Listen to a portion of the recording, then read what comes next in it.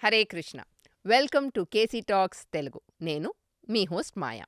ద్రోణ పర్వం డే 1. భీష్ముడు తర్వాత ద్రోణాచార్యులని తన ప్రధాన సేనాధిపతిగా కౌరవులు ఎన్నుకున్నారు. దుర్యోధనుడు ప్లాన్ ప్రకారం ఎలాగో అలా ఈరోజు ధర్మరాజుని బంధించి తీసుకురావాలి. ఎంతో ట్రై చేసినప్పటికీ ద్రోణాచార్యులు, అశ్వత్థామ లాస్ట్లో దొరికినట్టే దొరికి తర్వాత కృష్ణార్జునుడు సీన్లోకి రావడంతో పట్టుకోలేకపోయారు. ఇప్పటికైనా కౌరవులు అర్థం చేసుకోవాల్సింది ఏంటంటే కృష్ణార్జునులు ఉన్నంత వరకు ధర్మరాజుని ఎవరూ ఏం చేయలేరు. ఇక నెక్స్ట్ ఏం అవబోతుంది కేసీ గారిని అడిగి తెలుసుకుందాం. హరే కృష్ణ కేసీ గారు. హరే కృష్ణ. ద్రోణాచార్యుల వారు సేనాధిపతి అయినప్పటి నుంచి కౌరవుల క్యాంప్లో వాళ్ళ స్ట్రాటజీ అనేది మారింది. ఎలాగో అలా యుధిష్ఠిరుణ్ణి పట్టుకోవాలి అనుకున్న ఆ స్ట్రాటజీలో దొరికినట్టే దొరికి లాస్ట్ మినిట్లో వాళ్ళు పట్టుకోలేకపోయారు. జనరల్గా దుర్యోధనుడు వాళ్ళ తాత అయిన భీష్మాచార్యుల్ని బాగా టార్చర్ చేసేవాడు. ఇప్పుడు వాళ్ళ గురువు గారితోని తన ప్రవర్తన ఎలా ఉండబోతుంది వివరించండి. ప్రీణయామో వాసుదేవం. 11వ రోజు యుద్ధంలో విపరీతంగా పోరాడిన ద్రోణాచార్యుడు చివరాఖరికి ధర్మరాజుని పట్టుకోలేక విఫలమయ్యారు. దానికి ముఖ్య కారణం ఏమిటంటే అప్పుడే అక్కడికి వచ్చిన అర్జునుడు శ్రీకృష్ణ పరమాత్మ. అంటే శ్రీకృష్ణ పరమాత్మ ఆగమేఘాల మీద ఆ రథాన్ని నడపకపోయి ఉంటే అర్జునుడు టైంకి అక్కడికి వచ్చి ఉండేవారే కాదు. కాబట్టి కృష్ణుడు, అర్జునుడు వీళ్ళిద్దరూ ఎక్కడ ఉంటే అక్కడ ఏదైనా అధర్మం గెలవటం చాలా కష్టమవుతుంది. అది ఎరిగిన ద్రోణాచార్యుడు చాలా దీర్ఘంగా ఆలోచించుకుంటూ తన క్యాంపులోకి తను వెళ్ళాడు. ఆ రాత్రి పాండవుల వైపంతా అది ఒక పెద్ద కోలాహలం. పాండవులకి ఇదొక విన్నింగ్.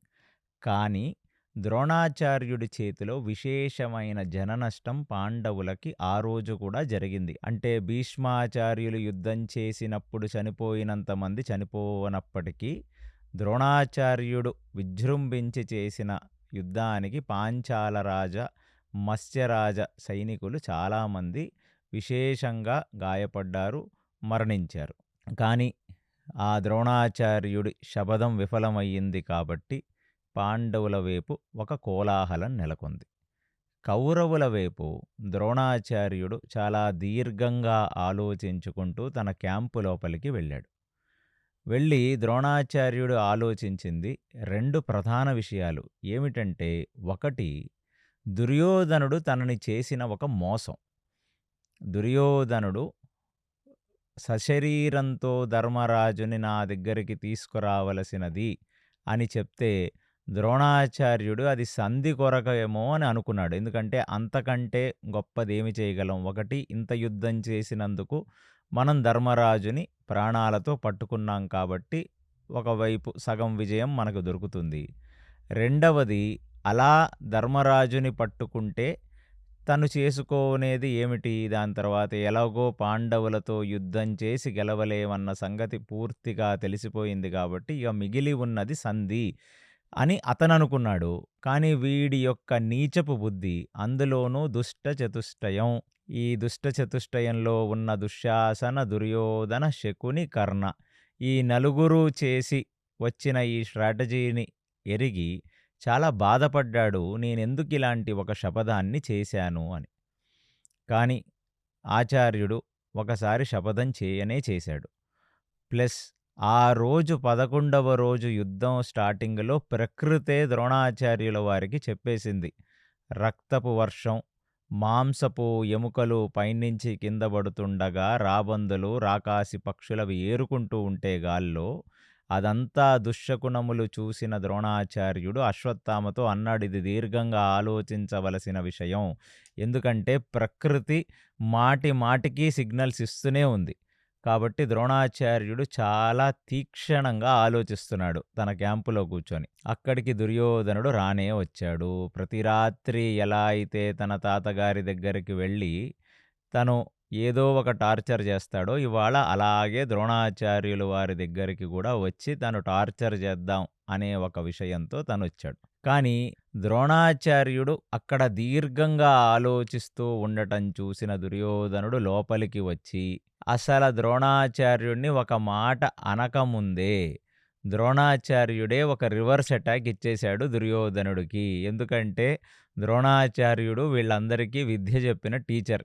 ఆ టీచర్‌కి తెలుసు ఈ దుర్యోధనుడు ఎంత అధముడో, వాడు ఎలా ఆలోచిస్తాడో. అందులోనూ తన తాతగారైన భీష్మాచార్యులు కొన్ని వందల సార్లు ద్రోణాచార్యుడికి చెప్పుకున్నారు. వీడు పరమ నీచుడని. అంటే ముందు నుంచి ద్రోణాచార్యుల వారికి, భీష్మాచార్యుల వారికి ఇతని యొక్క బుద్ధి తెలుసు కాబట్టి. మళ్ళీ అలాంటి ఒక పిచ్చి పిచ్చి మాటలు మాట్లాడనివ్వకుండా ద్రోణాచార్యుడు తిరిగి దుర్యోధనుడికి సమాధానం ఇచ్చేశాడు. నువ్వొచ్చింది నీ ప్రతిజ్ఞ ఏమిటి? ఇవాళ ధర్మరాజుని ఎందుకు పట్టుకోలేదు అని నన్ను అడగటానికి నువ్వొచ్చావు. కానీ నేనక్కడ ఆల్రెడీ నీకొకటి చెప్పాను. ఏమిటి? అర్జునుడు, కృష్ణుడు అక్కడ లేనప్పుడు మాత్రమే నేను పట్టుకుంటాను అని. కాబట్టి నేను నిన్ను అటాక్ చెయ్యాలి. నువ్వేం చేస్తున్నావు? నేను నీకేం చెప్పాను? అర్జునుడు, కృష్ణుడు అక్కడ ఎందుకున్నారు అని నేనే నిన్ను ఇప్పుడు క్వశ్చన్ చేయాలి. నువ్వు నేరుగా వచ్చేసావు క్యాంపులోకి ఏదో హడావిడి చేద్దామని. ఏం చేస్తున్నావు ఇవాళ యుద్ధ రణరంగంలో అని ద్రోణాచార్యుల వారు దుర్యోధనుడికి రివర్స్ అటాక్ ఇచ్చారు. అది చూచిన దుర్యోధనుడికి అర్థమైంది, ద్రోణాచార్యుడిని మనం మాటలతో కంట్రోల్ చేయలేము. అందుకనే ద్రోణాచార్యుడి గురించి తెలిసే నువ్వు ఇంద్రుడివి, నువ్వు చంద్రుడివి, నువ్వు దేవతలు యుద్ధం చేస్తుంటే ఉన్న కుమారస్వామివని ఈ పోలికలన్నీ పోల్చారు కదా వాళ్ళు. కాబట్టి దుర్యోధనుడు తలదించుకున్నాడు. అంటే అర్జునుడిని నిగ్రహించే బాధ్యత సమస్త కౌరవులది. ఇప్పుడు ద్రోణాచార్యుడు అంటే నువ్వేనా నాతో మైండ్ గేమ్స్ ఆడతావు? నేను నీతో తిరిగి మైండ్ గేమ్స్ ఆడలేనా అని ఇంకొక కండిషన్ ఇప్పుడు దానికి ఆ 2 కండిషన్లు. ఒకటి, ధృష్టద్యుమ్నుడిని కంట్రోల్ చేయాల్సిన బాధ్యత మీది. ఎందుకంటే ధృష్టద్యుమ్నుడి చేతిలో నేను మరణిస్తాననేది రుద్రానుగ్రహం. 2, కృష్ణార్జునులక్కడుంటే నేను ధర్మరాజుని బంధించలేను. ఇప్పుడు 3వ కండిషన్ని అక్కడ ప్రతిపాదిస్తున్నాడు. ఏమని అంటే, ఒకవేళ ఈ 2 జరగలేదు, ధృష్టద్యుమ్నుడు నా చేతిలో ఓడిపోయాడు, కృష్ణార్జునులు నా జోలికి రాలేదు, నేను ఆల్మోస్ట్ ఈ యుధిష్ఠిరుణ్ణి బాణాలతో నిగ్రహించేసి ఆయన దగ్గరికి వెళ్ళే లోపు ఆ రథం దూకి గాని ధర్మరాజు పారిపోతే నేను పట్టుకొని రాలేను. ఇదొక 3వ కండిషన్. అది విన్న దుర్యోధనుడు మైండ్ బ్లాక్ అయిపోయింది. అసలు వీళ్ళు యుద్ధం ఎవరి వైపు చేస్తున్నారు వీళ్ళు? మా తాత ఎలాగో ఏమీ పెద్దగా మా వైపు యుద్ధం చేయలేదు. అలాంటిది పాండవుల కోసం, ఈ సమస్త భూమండలంలో జనుల కోసం త్యాగం చేశాడు. మరి నా కోసం చేసిన త్యాగం ఏంటి మా తాత? యుద్ధం చేయటమే వాడి కోసం చేసే పెద్ద త్యాగం. ఇంక అంతకంటే పెద్ద త్యాగమే ఉంది. ఇప్పుడు ద్రోణాచార్యుణ్ణి మొఖమంతా వికారంగా పెట్టుకొని, అసలు ఏమిటయ్యా మీరు మా వైపు యుద్ధం చేయాల్సింది? ఇన్ని క్లాసు, ఇన్ని కండిషన్స్ చెప్తే ఎట్లా అంటే, అది చూచి ద్రోణాచార్యుడు మైండ్ అర్థమైన వాడై, నేను సుక్షత్రియ ధర్మాన్ని పాటిస్తాను. అతను బ్రాహ్మణుడైనా ఈ యుద్ధ ధర్మం కదా, ఆ యుద్ధ ధర్మంలో వెనుచూపి పరిగెత్తుతూ పారిపోయిన వాడి మీదకి నేను బాణాలు ఎలా వెయ్యాలి? ప్లస్ వెనుచూపిచ్చి పారిపోతున్నవాడు మళ్ళీ యుద్ధానికి వచ్చి మనతో ఛాలెంజ్ చేస్తేనే మనం యుద్ధం చెయ్యాలి. కాబట్టి నేను పూర్తి యుద్ధ ధర్మాలతో బ్రతికే మనిషిని. కాబట్టి నువ్వు అనుకుంటావేమో ఆ అస్త్రాలవి కింద పడేసి ధర్మరాజు అలా దొరికిపోయాడు. కానీ అతను దిగి గాని అక్కడి నుంచి పారిపోతే, లేదా ఆ రథాన్ని తిప్పుకొని నా ముందు నుంచి రథంలో వెళ్ళిపోతే నేను అతని వైపు బాణాలు వెయ్యను. ఎందుకంటే వెను చూపించిన వాడి మీద బాణాలు వేయకూడదు. సో అలా యుద్ధంలోంచి బయటికి వెళ్ళిపోయిన వాడిని మనం బంధించనూకూడదు. యుద్ధంలో పూర్తిగా నిగ్రహించి దగ్గరికి వెళ్ళి చేతికి సంకెళ్ళు వేసి మాత్రమే నేను తీసుకొని వస్తాను. దానికి అతను నా ముందు ఉండాలి అనగానే దుర్యోధనుడు ఫ్యూజులు ఎగిరిపోయాయి. ఇక దుర్యోధనుడిని చాలా కఠినంగా ద్రోణాచార్యుడు ఏం చెప్పాడంటే, నేను చెయ్యాల్సింది నేను చేస్తాను, నువ్వు నాకొచ్చి యుద్ధ ధర్మాన్ని నాకు చెప్పాల్సిన అవసరం లేదు. నువ్వు నీ పని ముందు సక్రమంగా చెయ్యి. నువ్వు ఆ అర్జునుడిని, కృష్ణుడిని ఇక్కడి నుంచి డైవర్టే చేస్తావో, లేదా నువ్వే పోయి వాళ్ళతో యుద్ధం చేస్తావో, వాళ్ళు దీనికి ఈ ధర్మరాజుని బంధించడం అనే దాని మధ్యలో రాకుండా చూసుకోవాల్సిన బాధ్యత నీది. కాబట్టి ఇవాళ 11వ రోజు నీ బాధ్యతని నువ్వు సక్రమంగా నిర్వర్తించలేవు. కనీసం 12వ రోజైనా సరిగ్గా చేస్తావా? అని ద్రోణాచార్యుల వారు దుర్యోధనుడిని క్రాస్ క్వెషనింగ్ అన్నమాట ఇది. క్వెషన్ అడగటానికి వచ్చిన వాడికే తిరిగి క్రాస్ క్వెషనింగ్ అయిపోయింది. అది చూస్తూ దుర్యోధనుడు అక్కడుండగా ఆ లోపలికి త్రిగర్త సామ్రాజ్యానికి సంబంధించిన సుశర్మ అక్కడికొచ్చాడు. అసలు సుశర్మ యొక్క గొప్పతనం ఏంటంటే, దుర్యోధనుడిని ఎప్పుడూ ఇంప్రెస్ చేస్తూ ఇద్దరుంటారు. వాళ్ళిద్దరూ ఎవరు అంటే, బయట నుంచొచ్చిన వాళ్ళు. అంటే తన సొంత రక్తమైన దుశ్శాసనుడు, శకుని, అతను 99 మంది తమ్ముళ్ళు, తన తండ్రి గాంధారి దుర్యోధనుడు యొక్క చెవులకు రుచించేవి, చెవులకు వినసొంపుగా ఉండే మాటలు మాట్లాడతారు. బయట నుంచొచ్చిన వాళ్ళు ఇద్దరు మాట్లాడతారు. ఎవరయ్యా వాళ్ళంటే, ఒకడు కర్ణుడు. అంగరాజ్యం ఇచ్చినందుకు గాను కర్ణుడు దుర్యోధనుడు ఏది వినాలనుకుంటాడో అదే చెప్తాడు. అంతకంటే ఎక్కువగా దుర్యోధనుడు భజన చేసే వ్యక్తే ఈ త్రిగర్త సామ్రాజ్యానికి చెందిన సుశర్మ. ఈ దక్షిణ గోగ్రహణంలో కూడా ఆ సభలో కూర్చొని దుర్యోధనుడు మన కురు సామ్రాజ్యం కొంతమంది సైనికులు దక్షిణం వైపు, మరికొంతమంది సైనికులు ఉత్తరం వైపు అని చెప్పి స్ట్రాటజీ వేస్తుంటే, ఆ సభలో కూర్చొని కాముగా ఉండకుండా లేచి, దక్షిణం వైపు నా త్రిగర్త సామ్రాజ్యం ఉంది, ఆ విరాటరాజు యొక్క సైన్యాన్ని మొత్తం దక్షిణ వైపు మీరు రావాల్సిన అవసరం లేదు, నేనే మొత్తం ఆ దక్షిణ గోగ్రహణంలో ఆ దక్షిణం వైపు తరలిస్తున్న ఆవులన్నిటినీ నేను, నా తమ్ముళ్ళు, నా పరివారం మొత్తం నిగ్రహిస్తామని చెప్పాడు కదా. సేమ్ అదే స్ట్రాటజీ మళ్ళీ దుర్యోధనుడి యొక్క మనస్సుకు నచ్చేటట్టుగా ఇప్పుడు ఆ త్రిగర్త సామ్రాజ్యపుదీషుణ్ణైన సుశర్మననే నేను ఈ అర్జునుణ్ణి, శ్రీకృష్ణుణ్ణి పూర్తిగా నేను నిగ్రహిస్తాను అని దుర్యోధనుడికి మాటిచ్చాడు. ఆ దుర్యోధనుడు సుశర్మ వైపు చూసి, అసలు వీడు పాండవుల నలుగురినే అక్కడ దక్షిణ గోగ్రహణంలో ఏమీ నిగ్రహించలేక విరాటరాజుని బంధించి తీసుకెళ్ళిపోతున్న వాడిని కూడా నలుగురు పాండవులు చితగ్గొట్టేసి తీసుకొని వచ్చేశారు.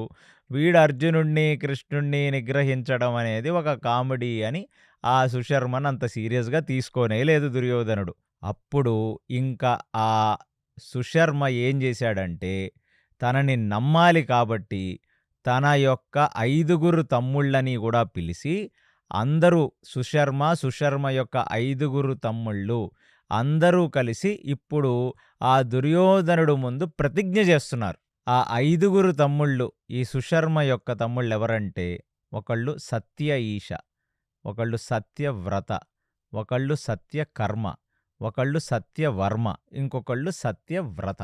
ఈ 5గురు తమ్ముళ్ళు సుశర్మ, మేము 6గురము కలిసి మా యొక్క ఎంటైర్ త్రిగర్త సామ్రాజ్యానికి చెందిన మొత్తం సైన్యంతో పాటు వెళ్ళి ఈ అర్జునుణ్ణి, శ్రీకృష్ణుణ్ణి మేము పూర్తిగా నిగ్రహిస్తాం, ఇదే మా శబదం, ఇదే మా ఆన అని దుర్యోధనుణ్ణి ఫుల్ ఇంప్రెస్ చేయడానికి చెప్పాడు. ఇవి ఇంతమంది వెళ్తున్నారన్న దుర్యోధనుడికి ఖచ్చితంగా వీళ్ళ మీద కాన్ఫిడెన్స్ రాలేదు కాబట్టి ఇప్పుడు దుర్యోధనుడు అంటున్నాడు, అంటే ఎంతైనా స్వామి భక్తి చూపించుకుంటున్నాడు కదా మాట్లాడితే, గెలిచినా గెలవకపోయినా సుశర్మ. దుర్యోధనుడు సుశర్మని చూసి, మీ ఒక్క త్రిగర్త సామ్రాజ్యం, నీ 5గురు తమ్ముళ్ళు, మీ వైపున్న 10,000 మంది సైన్యాధీశులు మొత్తం త్రిగర్త సామ్రాజ్యం వెళ్ళినా వాళ్ళని నిగ్రహించలేరు. ఇప్పుడు నేను చాలా గట్టి ప్లాన్ ఇస్తాను. మీ సైన్యంతో పాటు నేను ఇంకొన్ని రాజ్యాలను ఇస్తాను. ఆ మద్ర రాజులు మొత్తం మీతో పోరాడతారు. అదే కాక తుండికేర, ఈ రాజ్యాధీశులందరూ కూడా మీతో పోరాడతారు. అలాగే మాలవ రాజ్యం వాళ్ళందరూ మీతో పోరాడతారు. అలాగే లలిత రాజ్యం వాళ్ళందరూ మీతో పోరాడతారు.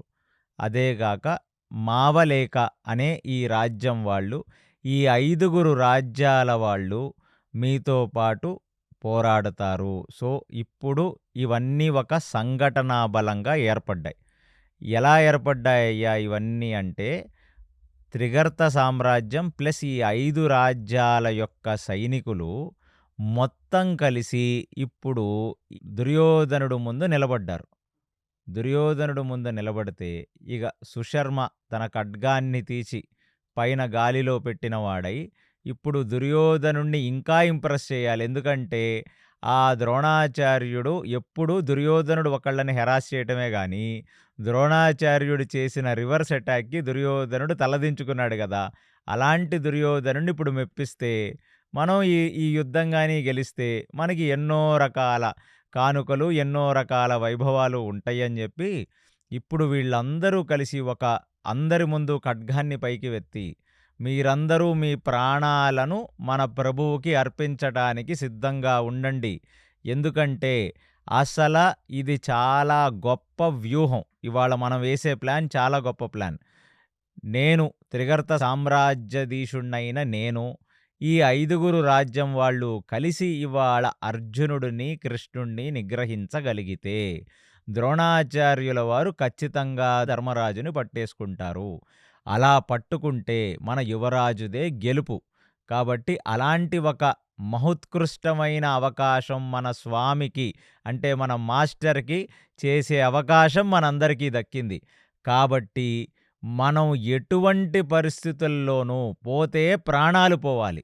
లేదా అర్జునుడిని నిగ్రహించాలి. అంతేగాని మనం ప్రాణాలున్నంత వరకు ఎప్పుడు ఏమి జరిగినా ఆ యుద్ధ రణరంగంలో మనం వెనుచూపించకూడదు. అక్కడి నుంచి పారిపోకూడదు. కాబట్టి మన అందరం ఒక సూసైడ్ బాంబర్స్ లాగా ఇవాళ పని చెయ్యాలి. అంటే డూ ఆర్ డై. మరణమా ఎలాగో వీరస్వర్గం అనేది మరణం ఉంటే వీరస్వర్గం దొరుకుతుంది. మరణమా ఆ కృష్ణార్జునులని నిగ్రహించడమా? అంతేగాని అక్కడి నుంచి పారిపోవటం మాత్రం జరగకూడదు. చేతులు కాళ్ళు తెగిపోయినా ఎవరికి నచ్చినంత ధైర్యానికి మనం పనిచేయాలి. అంటే ఫుల్ సైకాసిస్‌లోకి వెళ్ళి అక్కడొక పూనకంతో సుశర్మ మాట్లాడితే ఇమ్మీడియేట్‌లీ అక్కడ ఉన్న వాళ్ళందరూ దుర్యోధనుడు కోసం అని చెప్పి వాళ్ళ ఖడ్గాలన్నీ పైకి పెడితే, ఇప్పుడు దుర్యోధనుడిని చూసి అంటున్నాడు, ఈ ప్రతిజ్ఞ ఏమిటంటే, అక్కడున్న కొందరు బ్రాహ్మణోత్తముల్ని పిలిచి ఇప్పుడిక్కడ యజ్ఞం చెయ్యండి అనగానే కొన్ని సంహితలు, ఆవు నెయ్యి తీసుకొనొచ్చి యజ్ఞం చేస్తే, అందులో కొన్ని ద్రవ్యాలది ఏసి, ఇప్పుడు ఆ యజ్ఞం ముందు అందరూ ఈ 6 రాజ్యాల వాళ్ళు ఒక శపథం తీసుకుంటున్నారు. ఏమిటంటే, మేము గాని అర్జునుడిని నిగ్రహిస్తే ఇక్కడ భూలోకంలో మేము అనుభవించే రాజ్యం అనేది ఒక సుఖం. ఒకవేళ మేము చనిపోతే మాకు దొరకాల్సింది వీరస్వర్గం. కానీ ఈ రెండిటిలో ఒకటి చెయ్యకుండా మేము గాని పారిపోయి మళ్ళీ వస్తే, మాకు సమస్తమైన పాపాలు, ఎన్ని రకాల పాపాలున్నాయో ఆ పాపాలు చేసిన వాడికి ఎలాంటి నరకం దొరుకుతుందో అలాంటి నరకం మాకు దొరుకుగాక. ఏమిటి పాపాలంటే, ఆవుని చంపిన పాపం, ఆవుని దొంగతనం చేసిన పాపం, బ్రాహ్మణుల దగ్గర సొమ్ము దొంగతనం చేసిన పాపం, పరస్త్రీతో చేసే కామపు పాపం, అదే కాకుండా నిత్యం మద్యం తాగి తూలటంలో వచ్చే పాపం, ఇన్ని రకాల పాపాలు మాకు కలుగుగాక అని యజ్ఞం ముందు ప్రమాణం చేస్తున్నారు వీళ్ళు. మేము చంపితే చంపుతాం, అక్కడే ఉండిపోతాం, అక్కడే చచ్చిపోతాం. అంతేగాని తిరిగి గాని మేము వస్తే మాకిలాంటి పాపములన్నీ కలగుగాక అని ఎప్పుడైతే ఒక సూసైడ్ బాంబర్ లాగా ఈ సుశర్మ గాలిలోకి ఖడ్గాన్ని పెట్టి తన వేపు పనిచేయటానికి వచ్చిన ఈ 5 రాజ్యాల వాళ్ళని ఇన్స్పిరేషనల్ టాక్ ఇచ్చాడో, ఇక దుర్యోధనుడు ఎంతగానో ముగ్ధుడై ఆ సుశర్మని ఆలింగనం చేసుకొని, నీ స్వామి భక్తికి నేను చాలా మెచ్చాను సుశర్మ. కాబట్టి మీరందరూ కూడా కలిసి ఇవాళ కృష్ణార్జునులను సంహరించవలసినది లేదా నిగ్రహించవలసినది అని కోరితే, ఇప్పుడు ఇలాంటి ఒక శపథం మేమందరం చేసి, నేను ప్లస్ నా యొక్క ఈ 5 రాజ్యాలు ఒక సమూహంలాగా వచ్చి మేము ప్రతిజ్ఞ చేశాం ఇలాంటిది కాబట్టి, మమ్మల్ని ఇవ్వాల్టి నుంచి సంశప్తకులు అన్న పేరుతో పిలుస్తారు అని దుర్యోధనుడికి త్రిగర్త సామ్రాజ్యంలో ఉన్న ప్రభువైన సుశర్మ చెప్తున్నాడు. ఇవ్వాల్టి నుంచి సంశప్తకులు, ఈ పదాన్ని మనం మళ్ళీ మళ్ళీ వాడతాం. ఇప్పుడు నెక్స్ట్ 2 రోజులు ఇది ఎవరయ్యా ఈ సంశప్తకులంటే, త్రిగర్త సామ్రాజ్యం ప్లస్ ఆ త్రిగర్త సామ్రాజ్యాధీశుల దగ్గర పనిచేయటానికి, అంటే వాళ్ళకు తోడుగా నిలబడ్డ ఈ 5గురు రాజ్యాల వాళ్ళు.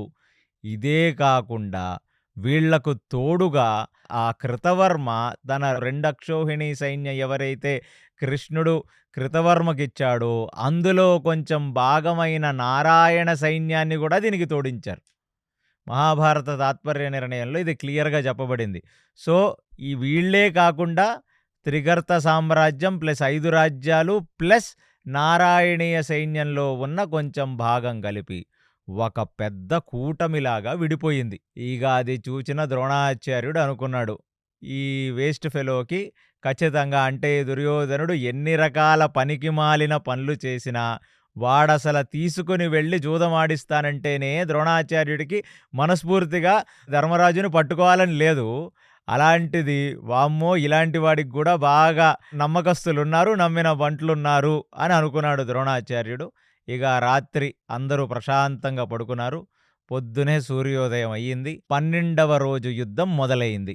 ఇవాళ ఈ 12వ రోజు యుద్ధంలో పొద్దున్నే లెగిసి వాళ్ళందరూ వారి నిత్య నైమితిక కర్మలను చేసి వారు రాత్రి శుభ్రపరుచుకున్న వారి ఆయుధములను పూజా మందిరాల్లో ఇష్టదైవాల దగ్గర పెట్టి ఆ హారతులు పూజ అయిన తర్వాత ఆయుధాలను తీసుకొని అక్కడ ఉన్న బ్రాహ్మణోత్తములు వారి బంధుమిత్రులందరూ వేదగోష్ఠి చేస్తుండగా వారికి వీరతిలకాలు దిద్దుతుండగా వారి కవచాన్ని వారు ధరించారు. పొద్దున్నే సూర్యుడికి అర్ఘ్యం ఇచ్చేశారు. ఇలాగా పూర్తిగా ధర్మమునందు పూనిక ఉన్నవారై కౌరవులు పాండవులు ఒకరికి ఒకరు అభిముఖంగా కురుక్షేత్ర రణరంగంలో 12వ రోజు కలుసుకున్నారు. ద్రోణాచార్యుడు దుర్యోధనుణ్ణి పిలిచి, ఇవాళ మన వ్యూహం గరుడ వ్యూహం. గరుడ పక్షి ఎంత తేజస్సుతో ఎంత ఫాస్ట్గా అయితే ఎగురుకుంటూ వెళ్ళి తన యొక్క అపోనెంట్ని చంపుతుందో అలాగే మనందరం కూడా ఇవాళ ఈ సూసైడ్ బాంబర్స్తో ఏర్పడ్డ ఒక గరుడ వ్యూహం అని ద్రోణాచార్యుడు చెప్పాడు. అయితే ఈ గరుడ వ్యూహంలో ఆ ముఖ భాగంలో అంటే ఆ గరుడ పక్షి యొక్క ముక్కు భాగంలో ద్రోణాచార్యుల వారు ఉన్నారు. ఆ ముక్కు భాగం వెనకాల వచ్చే తల భాగంలో దుర్యోధనుడు యొక్క తమ్ముళ్ళందరూ అక్కడున్నారు. ఆ 2 రెక్కలుగా ఒక వేపంతా కూడా ఈ వింద, అనువింద, అవంతి రాజ్యానికి చెందిన వాళ్ళు ఒక రెక్కల్లో ఉన్నారు. ఇంకొక రెక్క మొత్తం భగదత్తుడు, దాని తర్వాత మిగతా ఉన్న ఈ నారాయణీయ సైన్యం ప్లస్ కృతవర్మ ఇంకో రెక్కగా ఉన్నారు. ఇక ఆ ద్రోణాచార్యుడికి కుడి ఎడమల్లో కృపాచార్యులు, అశ్వత్థామ ఆ పక్షి యొక్క 2 కళ్ళగా ఉన్నారు. ఇవాళ స్ట్రాటజీలో కూడా మీరందరూ గమనించవలసినది, ద్రోణాచార్యుడు ముక్కు భాగంలో ఉంటే ఆయన వెనకాల వైపు నించున్నవాడు దుర్యోధనుడు తమ్ముళ్ళు. వాళ్ళెప్పుడు సేఫ్ ప్లేస్లో ఉంటారు. ఎవరైనా ఒక పెద్ద యోధుడు వెనకాల వాళ్ళు ఉంటారు. ఎందుకంటే దుర్యోధనుడికి వాళ్ళ తమ్ముళ్ళని కాపాడుకోవాల్సింది అతను ప్రథమ ధర్మం కాబట్టి. ఇదంతా బానే ఉంది. మరి ఈ సూసైడ్ బాంబర్స్, ఈ సంక్షప్తకులు ఎక్కడున్నారు అంటే వాళ్ళందరూ ఆ తోక భాగంలో, ఆ వెనక భాగంలో వాళ్ళు నించొని ఉన్నారు. అది చూసిన ధృష్టద్యుమ్నుడు పాండవుల వైపు ధర్మరాజుతో కొన్ని మంతనాలు జరిపి మాట్లాడి వారు అక్కడ అర్ధచంద్ర వ్యూహాన్ని రచించారు. అంటే ఒక చంద్రుడి యొక్క సగం, ఒక హాఫ్ సర్కిల్ లాగా ఒక వ్యూహాన్ని రచించారు. ఆ వ్యూహంలో అందరూ అతిరథ మహారథులందరూ ఒక చంద్రాకారంలో ఏర్పడి మధ్య భాగంలో ధృష్టద్యుమ్నుడి పక్కనే ధర్మరాజు నించొని ఉన్నారు. ఇక అక్కడ ఇప్పుడు శంఖాలు మోగాయి. ఆ ద్రోణాచార్యుడు తన యొక్క శంఖాన్ని పూరించాడు.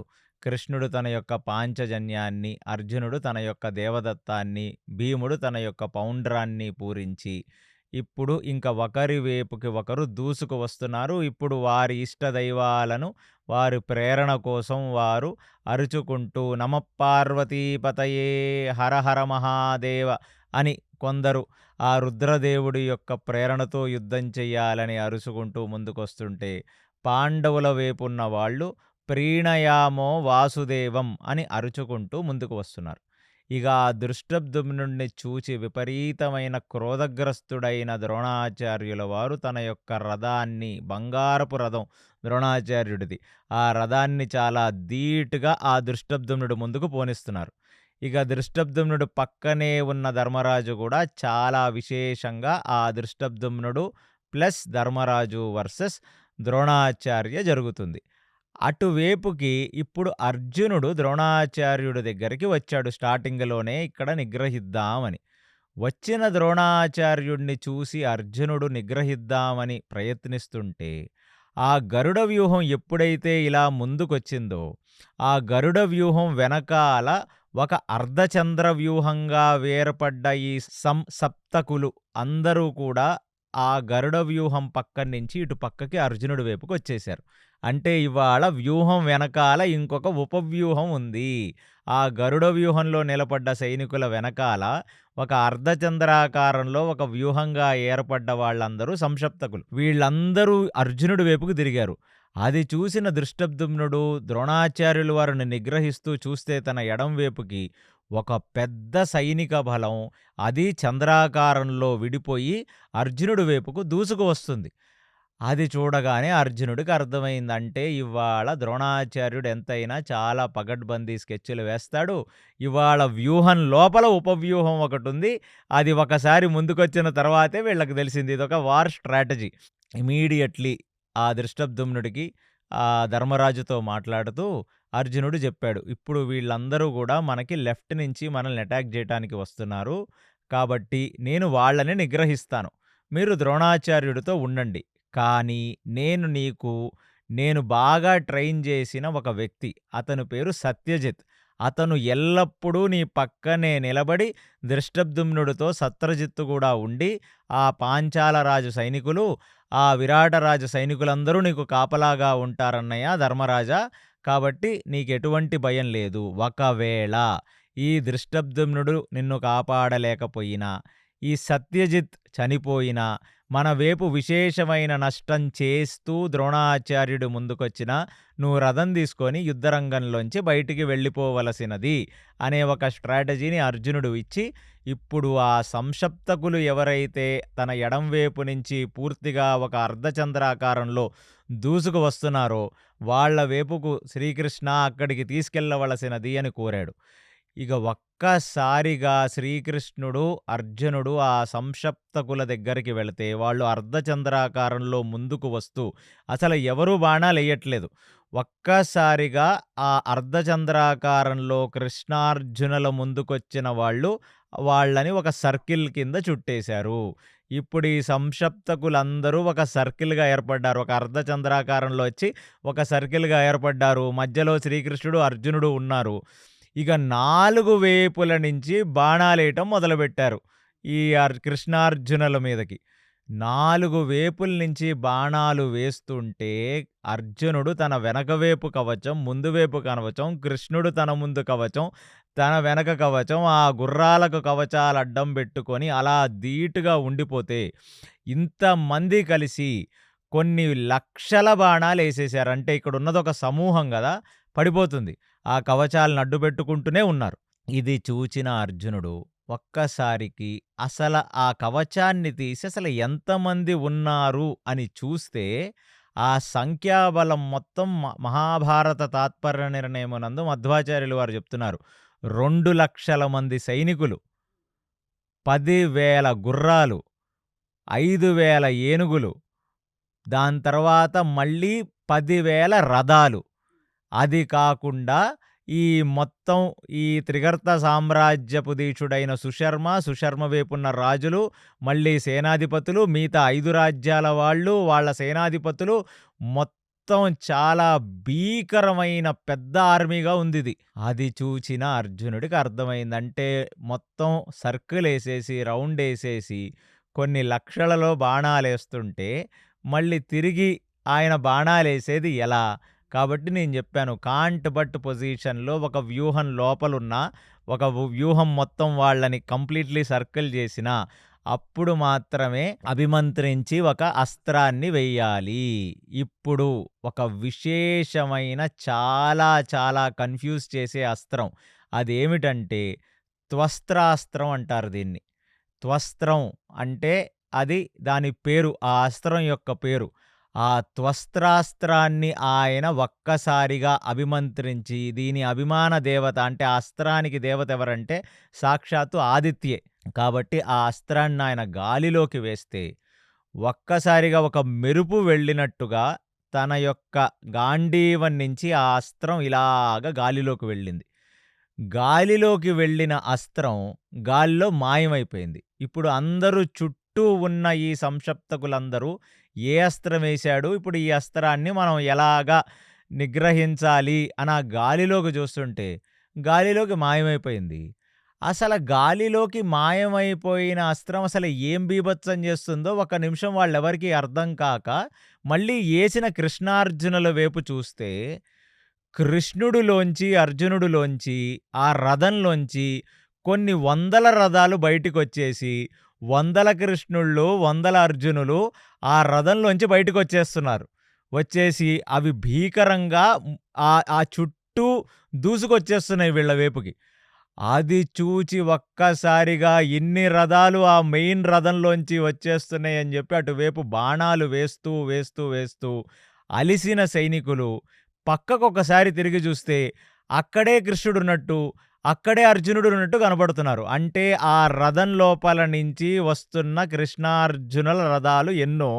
అదే కాకుండా ప్రతి సైనికుడు పక్కన ఒక కృష్ణార్జునులు, ప్రతి సైనికుడు పక్కన ఒక కృష్ణార్జునులు ఉన్నట్టు, వాళ్ళు ఖడ్గాలు పెట్టుకొని అక్కడ యుద్ధం చేస్తున్నట్టు కనబడుతుంది.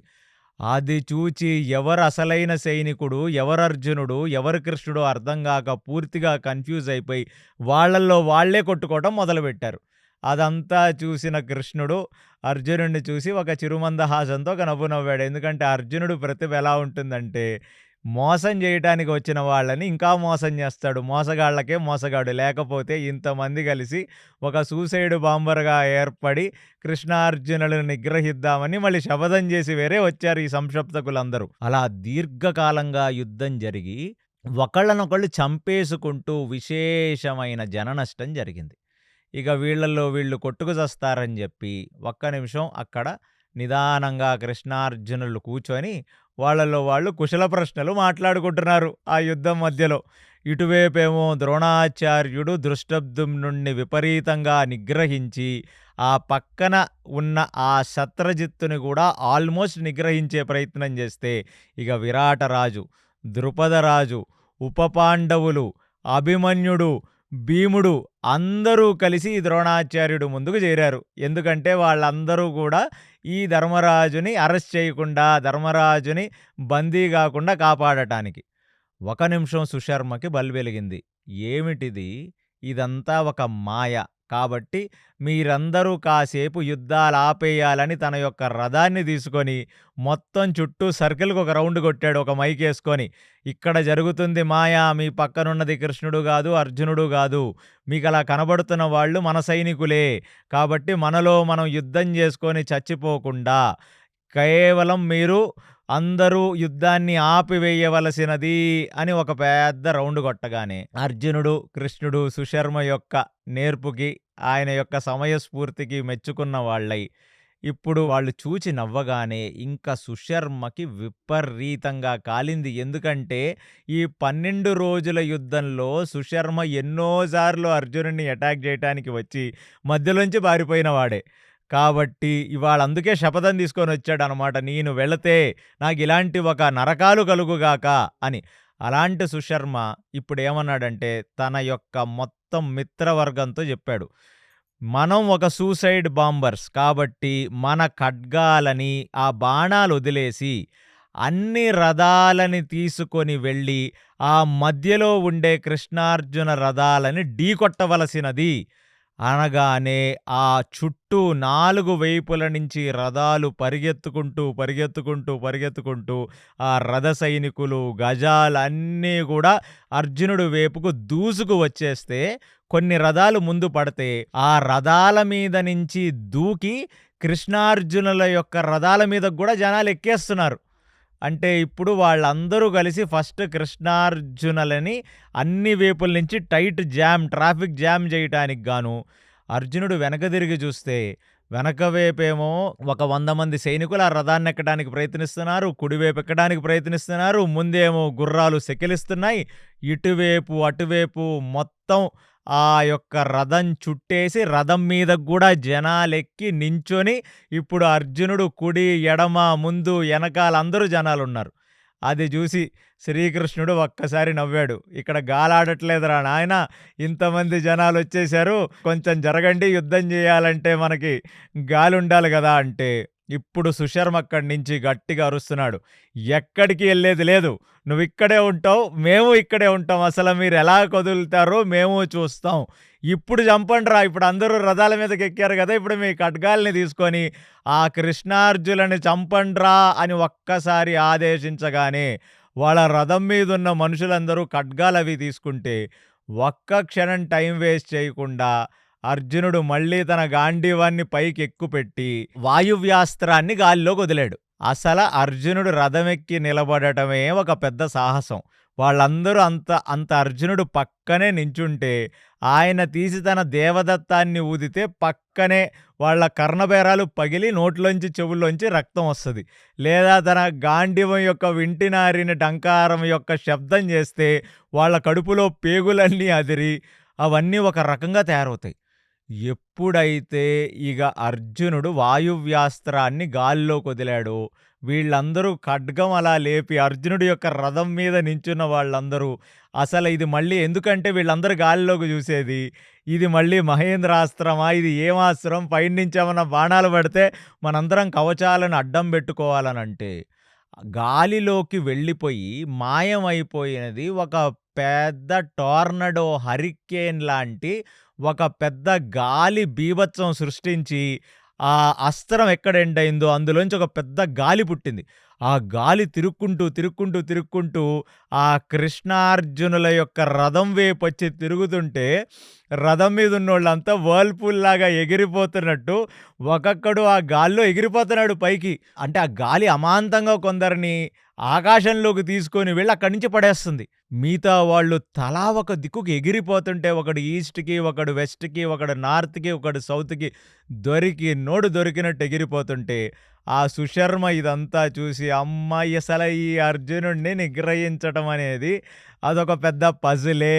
అంటే ఎన్ని అస్త్రాలున్నాయో ఎప్పుడెప్పుడు ఏ అస్త్రాన్ని వాడతాడో అసలు ఏమీ అర్థం కాక ఇప్పుడు ఒక్కసారిగా ఎగిరిపోయి గుర్రాలెగిరిపోయి రథాలెగిరిపోయి ఆ రథాలు పైనుంచి కింద పడి ముక్కలైపోయి ఆ ఏనుగులు కూడా ఆ గాలివానకు తట్టుకోలేక అక్కడి నుంచి పరిగెత్తుకుంటూ వెళ్ళిపోయి అసలు కన్‌ఫ్యూజ్ అయిపోయిన పరిస్థితులు. అంటే ఒక్కొక్కడికి అలా తిరిగి మీకు ఎలాగైతే మైండ్ తిరుగుద్దో అలాగ ఒక్కడు అక్కడ నిలవటానికి కొంచెం కష్టంగా అటూ ఇటూ తూగులాడుతున్నారు వాళ్ళంతా. అంటే ఒక్కసారిగా మీరు రౌండ్‌గా 5 రౌండ్లు తిరిగిన తర్వాత మీకు ఎలాగా ఆ తలంతా అదురుతదో, తిరుగుతదో. అలాంటి ఒక సమయాన్ని చూస్తే ఇప్పుడు సుశర్మకి బాధ. అసలు వీళ్ళని నిగ్రహించటం ఎలాగని. అందరూ కొంచెం అయోమయ స్థితిలో కళ్ళు తిరుగుతలా నించొని ఏనుగులన్నీ కూడా కొంచెం అదిరిపోయినవై గుర్రాలన్నీ కూడా అదిరిపోతే ఇప్పుడు తన దేవదత్తాన్ని తీసి భీకరమైన సౌండుతో పూరించి తన యొక్క గాంధీవం తీసి గాల్లో పెట్టి ఆ వింటి నారి టంకారాన్ని జుమ్మని చేస్తుంటే మనుషులైతే కిందకి ఆల్రెడీ తిరిగి అలా తిరిగేసి ఆ గాలికి ఆల్రెడీ తలదిరిగి ఉన్న వాళ్ళు ఈ సౌండ్ వస్తుంటే అది తట్టుకోలేక వికారాలొచ్చి ఒక్కొక్కళ్ళు వాంతులు చేసుకుంటున్నారంట కిందకి వంగిపోయి. ఇక ఈ ఏనుగులు గుర్రాలైతే అవి మల విసర్జనాలు చేసేసాయంట అక్కడ.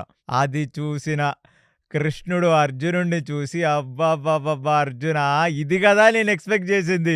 ఆ భీష్ముడితో ఉన్నప్పుడు కూడా యుద్ధం చేసావు. ఎప్పుడైనా సరిగ్గా చేసావా? ఇది యుద్ధం అంటే, ఇది టాలెంట్ అంటే అనగానే అది అర్జునుడికి భీష్ముడి మీద ఉన్నంత ప్రేమ. అందుకనే ఇవ్వాల్టికి ఇంత విజృంభిస్తున్నాడంటే నా కోసం మా తాత పడిపోయాడు. కాబట్టి ఆ త్యాగాన్ని నేను పోనివ్వను అని ఇమ్మీడియేట్‌లీ కృష్ణుడు చాలా ఆప్యాయంగా అర్జునుడిని ముద్దాడినట్టుగా మనకు వ్యాసభారతం చెప్తుంది. ఇది చూసిన సుశర్మ ఏం చేయాలో అర్థం కాక కొంచెం టైం కావాలి. ఇప్పుడు వీళ్ళంతా వాంతులవి చేసుకున్నారు. ఫుల్లుగా తిరిగిపోయి ఉన్నారు ఈ వాయువ్యాస్త్రంతో. అందులోనూ ఆ వింటి టంకారం, ఈ దేవదత్తం, ఇది ఐసింగ్ ఆన్ ద కేక్. ఈ రెండు ఇవి చేసే అస్త్రాలు చేసే బీభత్సం ఒక రకంగా ఉంటే సౌండ్ చేసే బీభత్సం ఇంకో రకంగా ఉంటుంది ఈ అర్జునుడితో. ఇప్పుడు అర్జునుడు సుశర్మని చూసి అన్నాడు, అర్థమైందా? నీ లెవెల్‌కి నువ్వెళ్ళి మా ఆర్మీలో ఒక లాస్ట్ జనరల్ ఉంటాడు. ఒక 100 మంది బెటాలియన్‌కి, ఒక 500 మంది బెటాలియన్‌కి వీరుడు ఉంటాడు కదా! వాడితో పోరాడాలి మీరంతా. వచ్చి కృష్ణార్జునుల్ని నిగ్రహిస్తామని వీళ్ళు శపథం చేస్తారా? కాబట్టి నన్నెక్కువ విసిగించకుండా మీరిక్కడి నుంచి పారిపోవలసినది. తొలగు అన్నాడు. ఇక్కడి నుంచి ఎళ్ళండి. ఎళ్లి మీ పనులు మీరు చూసుకోండి. మీ లెవెల్‌కి తగ్గోళ్ళతో మీరు యుద్ధాలు చేయండి అన్నారు. అని అటువైపు తిరిగి అర్జునుడు ఆ ద్రోణాచార్యులు వారు బీభత్సం ఎంతవరకు చేస్తున్నారో చూస్తే, అటువైపు జరుగుతున్న సినిమా ఎలా ఉందంటే, పాండవులలో నలుగురు, ఉప పాండవులు, సాత్యకి, దృష్టద్యుమ్నుడు, వీళ్ళు అపాయింట్ చేసిన ఈ సత్యజిత్, ఇంతమంది కలిసి ద్రోణాచార్యుడితో యుద్ధం చేసి గెలవలేకపోతున్నారు. అంటే ద్రోణాచార్యుడు అక్కడ ఎలాంటి యుద్ధం చేస్తున్నాడంటే, పూనకం వస్తే ఒక మనిషి ఎలా యుద్ధం చేస్తాడో అలా యుద్ధం చేస్తున్నాడంట ద్రోణాచార్యుడు. అది చూసి కృష్ణుడితో చెప్తున్నాడు, మన ఆచార్యులు చూడు, ఆయన చేసిన శపథానికి ఆయన ఎలాంటి యుద్ధం చేస్తున్నారో, ఇక్కడ కూడా వీళ్ళు కూడా శపథం చేసి వచ్చారు. పిల్లుల్లాగా ఎగిరిపోతున్నారు. అక్కడొక సింహం అలాంటి యుద్ధం చేస్తుంది. కాబట్టి ఖచ్చితంగా శ్రీకృష్ణ, మా గురువుగారిని ఇంతమంది పాండవులు కలిసి నిగ్రహించడం కష్టమే. పాండవసేన నిగ్రహించడం కష్టమే. అందులోనూ ఆ యుద్ధం దీర్ఘకాలంగా సాగుతుంటే వీళ్ళు కూడా వీక్ అయిపోతారు. కాబట్టి కృష్ణ అటువైపు రథం పోనిస్తే నేను మా ఆచార్యుడిని నిగ్రహించే ప్రయత్నం చేస్తాను అని అన్నాడు.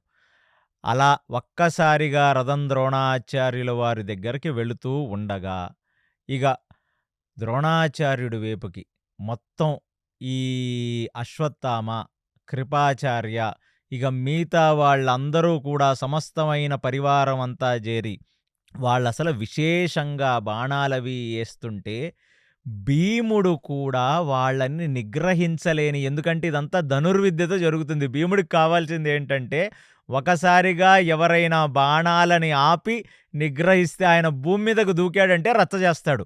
అలాంటిది ఇన్ని వేల బాణాలు వేసేస్తుంటే ఆయన కూడా పాపం వాళ్ళని నిగ్రహించలేక అలా ఉండిపోయాడు. ఆ భీముడు, ఆ ఘటోత్కచుడు వీళ్ళందరూ ఛాన్స్ కోసం చూస్తున్నారు.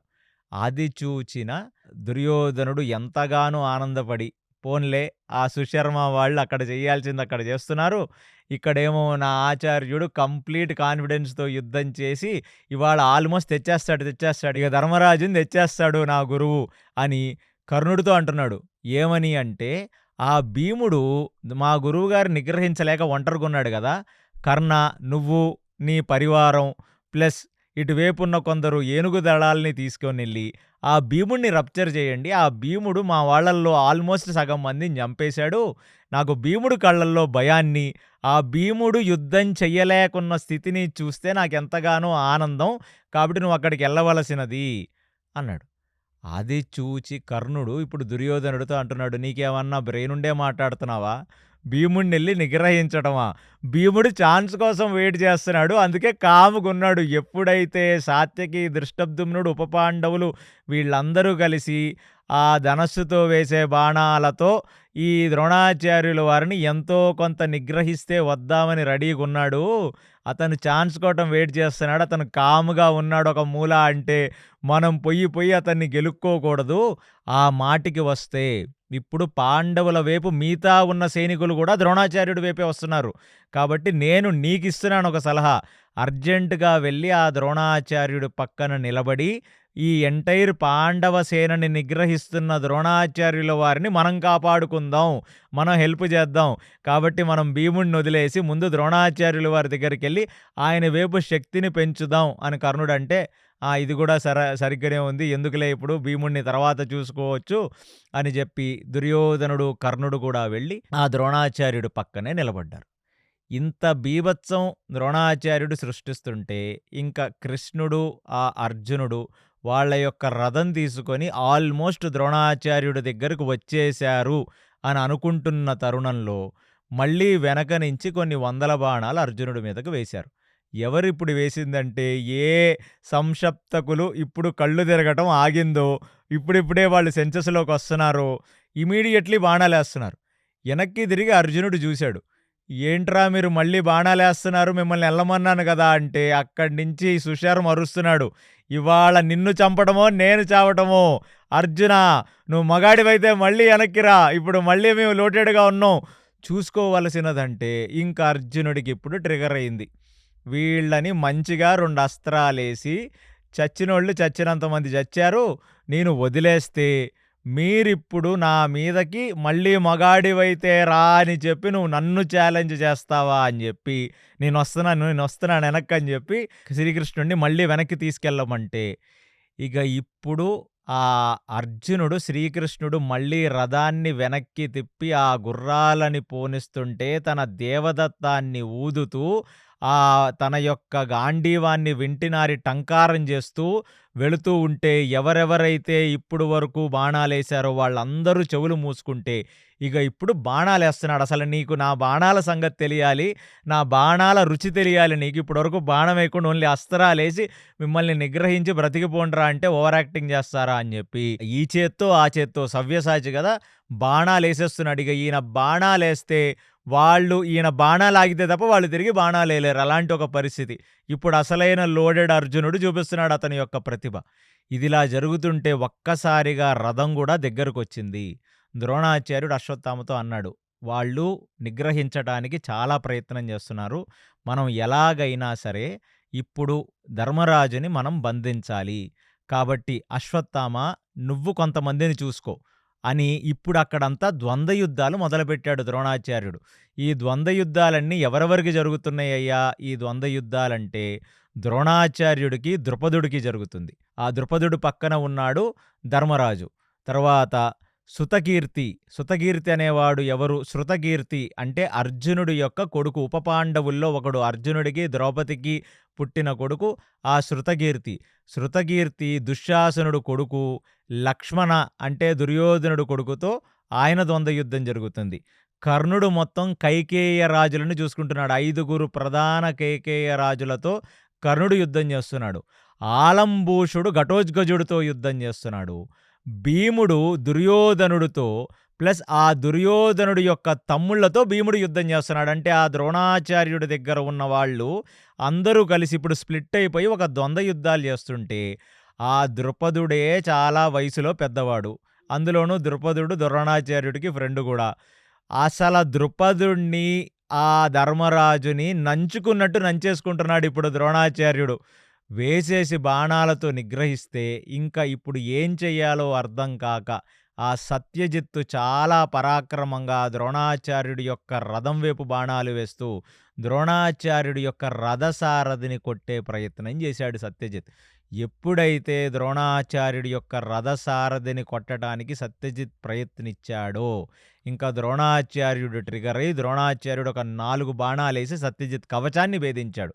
అలాంటిది ఇంకా విశేషమైన ఒక పొదునైన బాణాన్ని తీసి ద్రోణాచార్యుడి యొక్క ధనస్సును విరిచేయటానికి ప్రయత్నిస్తే ఆ ధనస్సును తీసి పక్కన పెట్టే ఆ బాణం వెళ్ళగానే ఇక సత్యజిత్తు అంటున్నాడు, వయసులో చిన్నవాడివి అయినా నువ్వు చేస్తున్న యుద్ధం నాకు నచ్చింది, కానీ యుద్ధ ధర్మం నిన్ను సంహరించడం. కాబట్టి నేను ఒక ధనుర్వేదంలో పిహెచ్డి చేసిన వాళ్ళలాగా చెప్తున్నాడు, నువ్వు చాలా బాగా యుద్ధం చేశావని ఒక బాణాన్ని తీసి ఆ సత్యజిత్ యొక్క గుండెల్లో కొడితే ఆ గుండెల్లో గుచ్చుకొని సత్యజిత్ ఎగిరి కింద పడిపోయాడు. ఎప్పుడైతే సత్యజిత్ కింద పడిపోయాడో ఇక అర్జునుడు చెప్పాడు కదా తన అన్నకి, ఎప్పుడైతే నిన్ను కాపాడటానికి వచ్చిన సత్యజిత్ పడిపోయాడో నువ్వు గుర్రాలతో ఈ యుద్ధంలోంచి బయటికి వెళ్ళిపోమని. ఆ ద్రుపదుడు యుద్ధం చేస్తుండగా ధర్మరాజు తన రథాన్ని తీసుకొని బయటికి వెళ్ళిపోయాడు. ఇదంతా అర్జునుడు అటువైపు యుద్ధం చేస్తూ కూడా ఒక కన్నిక్కడ వేశాడు. కానీ ఇక్కడ ఇప్పుడు వీళ్ళందరికీ బాణాల రుచి చూపించాలి ఈ సంక్షప్తకులకు అందరికీ.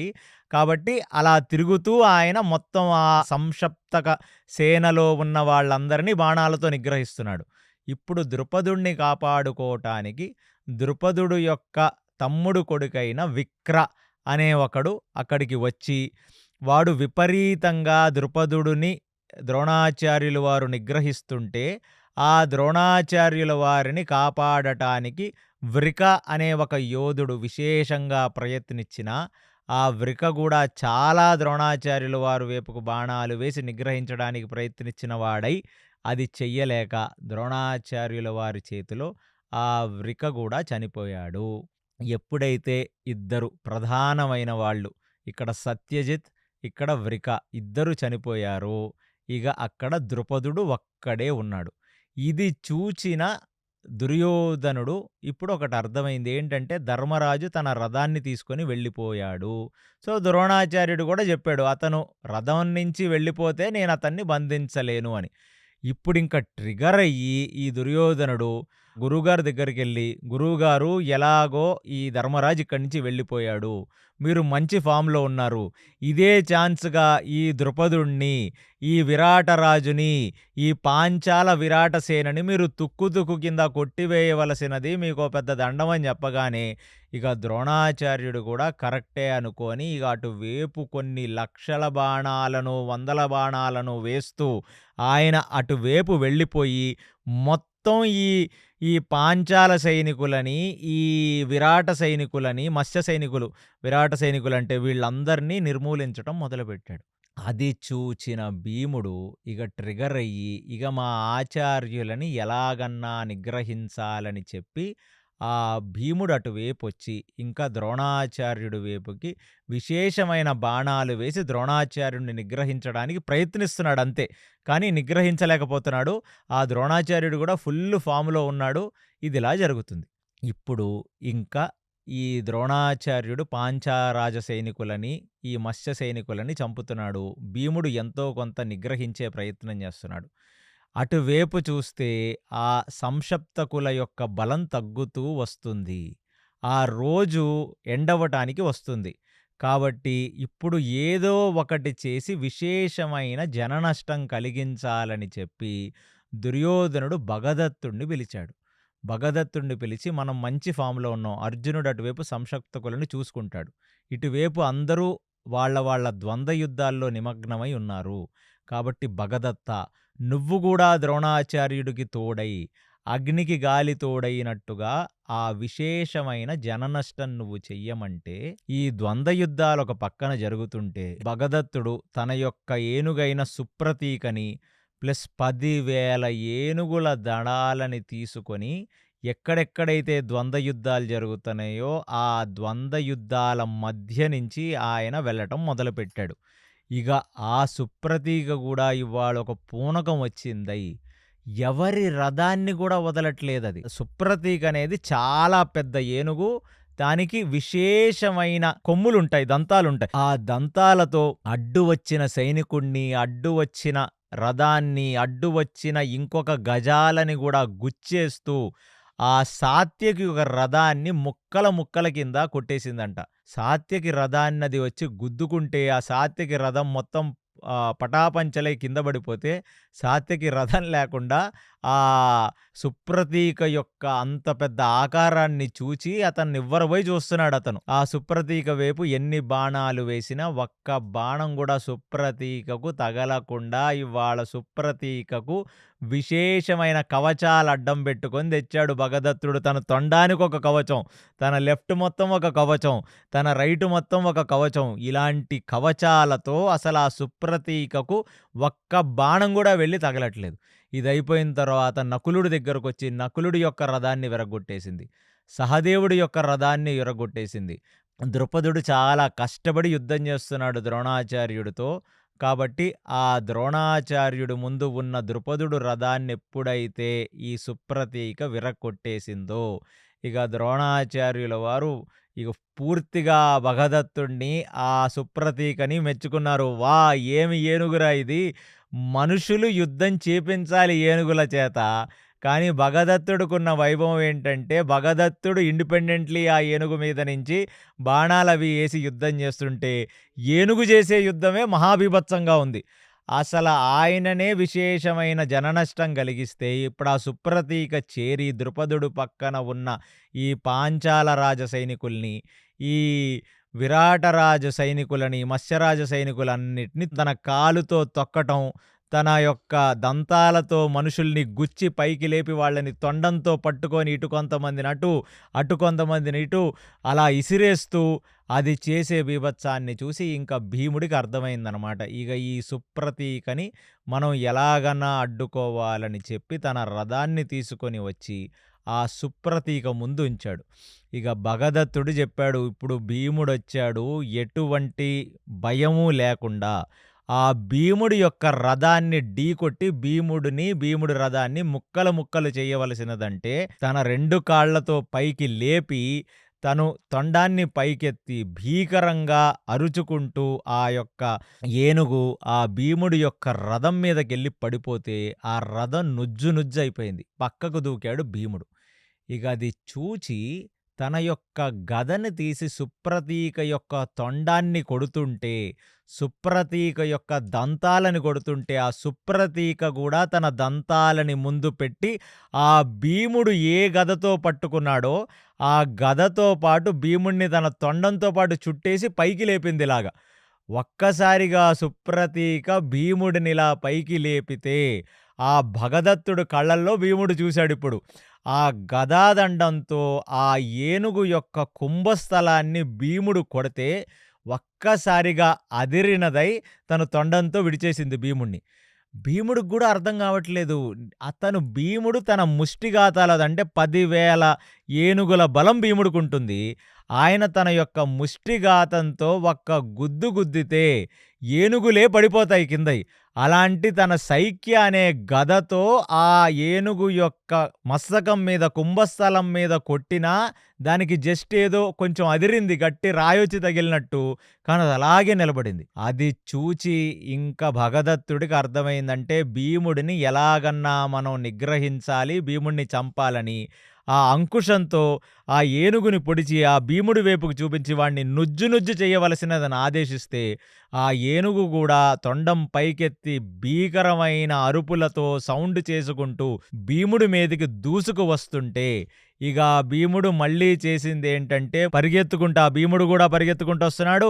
ఆ సుప్రతీకం గూడా పరిగెత్తుకొస్తుంది. తన మోకాళ్ళ మీద తను వంగి ఆ మట్టి మీద నుంచి జారుకుంటూ ఆ 2 కాళ్ళల్లోంచి దూరి ఆ 4 కాళ్ళ మధ్యలోకెళ్ళి తన ముష్టిఘాతాలతో కొన్ని వందల ముష్టిఘాతాలని ఏనుగు కడుపులో గుద్దుతూ తన 2 కాళ్ళ నుంచి వెనక భాగం నుంచి బయటకొచ్చాడు. ఇంకా పూర్తిగా అదిరిన ఏనుగు అది ఒక్కసారిగా ఒళ్ళంతా జల్జరిచ్చుకొని దానికి మొత్తం అంటే ఒకసారి తల మీద తగిలింది, ఇప్పుడు కింద భాగంలో తగిలింది. ఒక్కసారి తను జల్జరించుకొని తిరిగింది. అక్కడ భీముడిని, ఆ భీముడి యొక్క గదని చూసింది. ఇక ఎంత కోపమొచ్చిందంటే సుప్రతీకకి, ఈ ఒక్క భీముడే ఆ సుప్రతీకని ఇంత విశేషంగా గాయపరుస్తున్నాడని. అలా పరిగెత్తుకుంటూ వచ్చి ఆ భీముడి వైపుకెళ్తుంటే మళ్ళీ భీముడు గూడా పరిగెడుతున్నాడు. అసల భీముడు ఇప్పుడు చేసేదేంటి? మళ్ళీ కాళ్ళ సందుల్లో దూరతాడని ఎప్పుడైతే తన తొండం యొక్క భాగంలో అతను కాళ్ళ మీద కింద నుంచి జారుకుంటూ వెళదామని అనుకుంటున్నాడో, ఆ టైములో 2 దంతాలని భూమి మీదకు పెట్టి, తొండాన్ని భూమి మీదకు పెట్టి భీముడి మీద అమాంతంగా కూలిపోయింది. అంటే మీరు ఊహించుకోండి, ఇలా ఏనుగు ముందుకొస్తుంది. భీముడు తన మోకాళ్ళలోంచి మళ్ళీ దాని కిందకు దూరదాం అనుకుంటుంటే, ఆ దంతాలని తొండాన్ని కింద పెట్టేసి తను కాళ్ళ మీద కూర్చుండిపోయిందిలాగా. 1 నిమిషం ధర్మరాజు అది చూసి, సుప్రతీక కింద భీముడుండిపోయాడు అంటే భీముడికేదో అయిపోతుందని చెప్పి అభిమన్యుణ్ణి, ఉపపాండవులని పిలిచి మీరెళ్ళి ఆ భీముణ్ణి కాపాడవలసినది అని చెప్తే, అటువేపుకి అభిమన్యుడు, ఉపపాండవులు మొత్తం ఆ సుప్రతీక యొక్క చుట్టుముట్టారు. విశేషమైన బాణాలేశారు. ఇప్పుడు ఆ ఏనుగు కూడా ఏమనుకుంటుంది, కింద భీముడు నుజ్జయ్యుంటాడు అని అనుకుంటుంటే, ఒక్క క్షణం వారందరూ బాణాలేస్తుంటే ఆ ఏనుగు కూడా ఇటు అటు చూస్తుంది. చూడగానే కింద నుంచి దుబ్ దుబ్ అని ఒక పెద్ద సౌండ్ ఆ ఏనుక్కొస్తుంటే, ఏదో ఒక మనిషి పెనం మీద కూర్చుంటే ఎలా అయితే ఒక్కసారిగా దూకుతాడో, అలాగా కింద నుంచి ఆ భీముడు దానిని ముష్టిఘాతాలతో కొడుతుంటే, ఆ ముష్టిఘాతాలు ఇంక తట్టుకోలేక ఒక్కసారికి నిలబడిపోయింది ఆ ఏనుగు.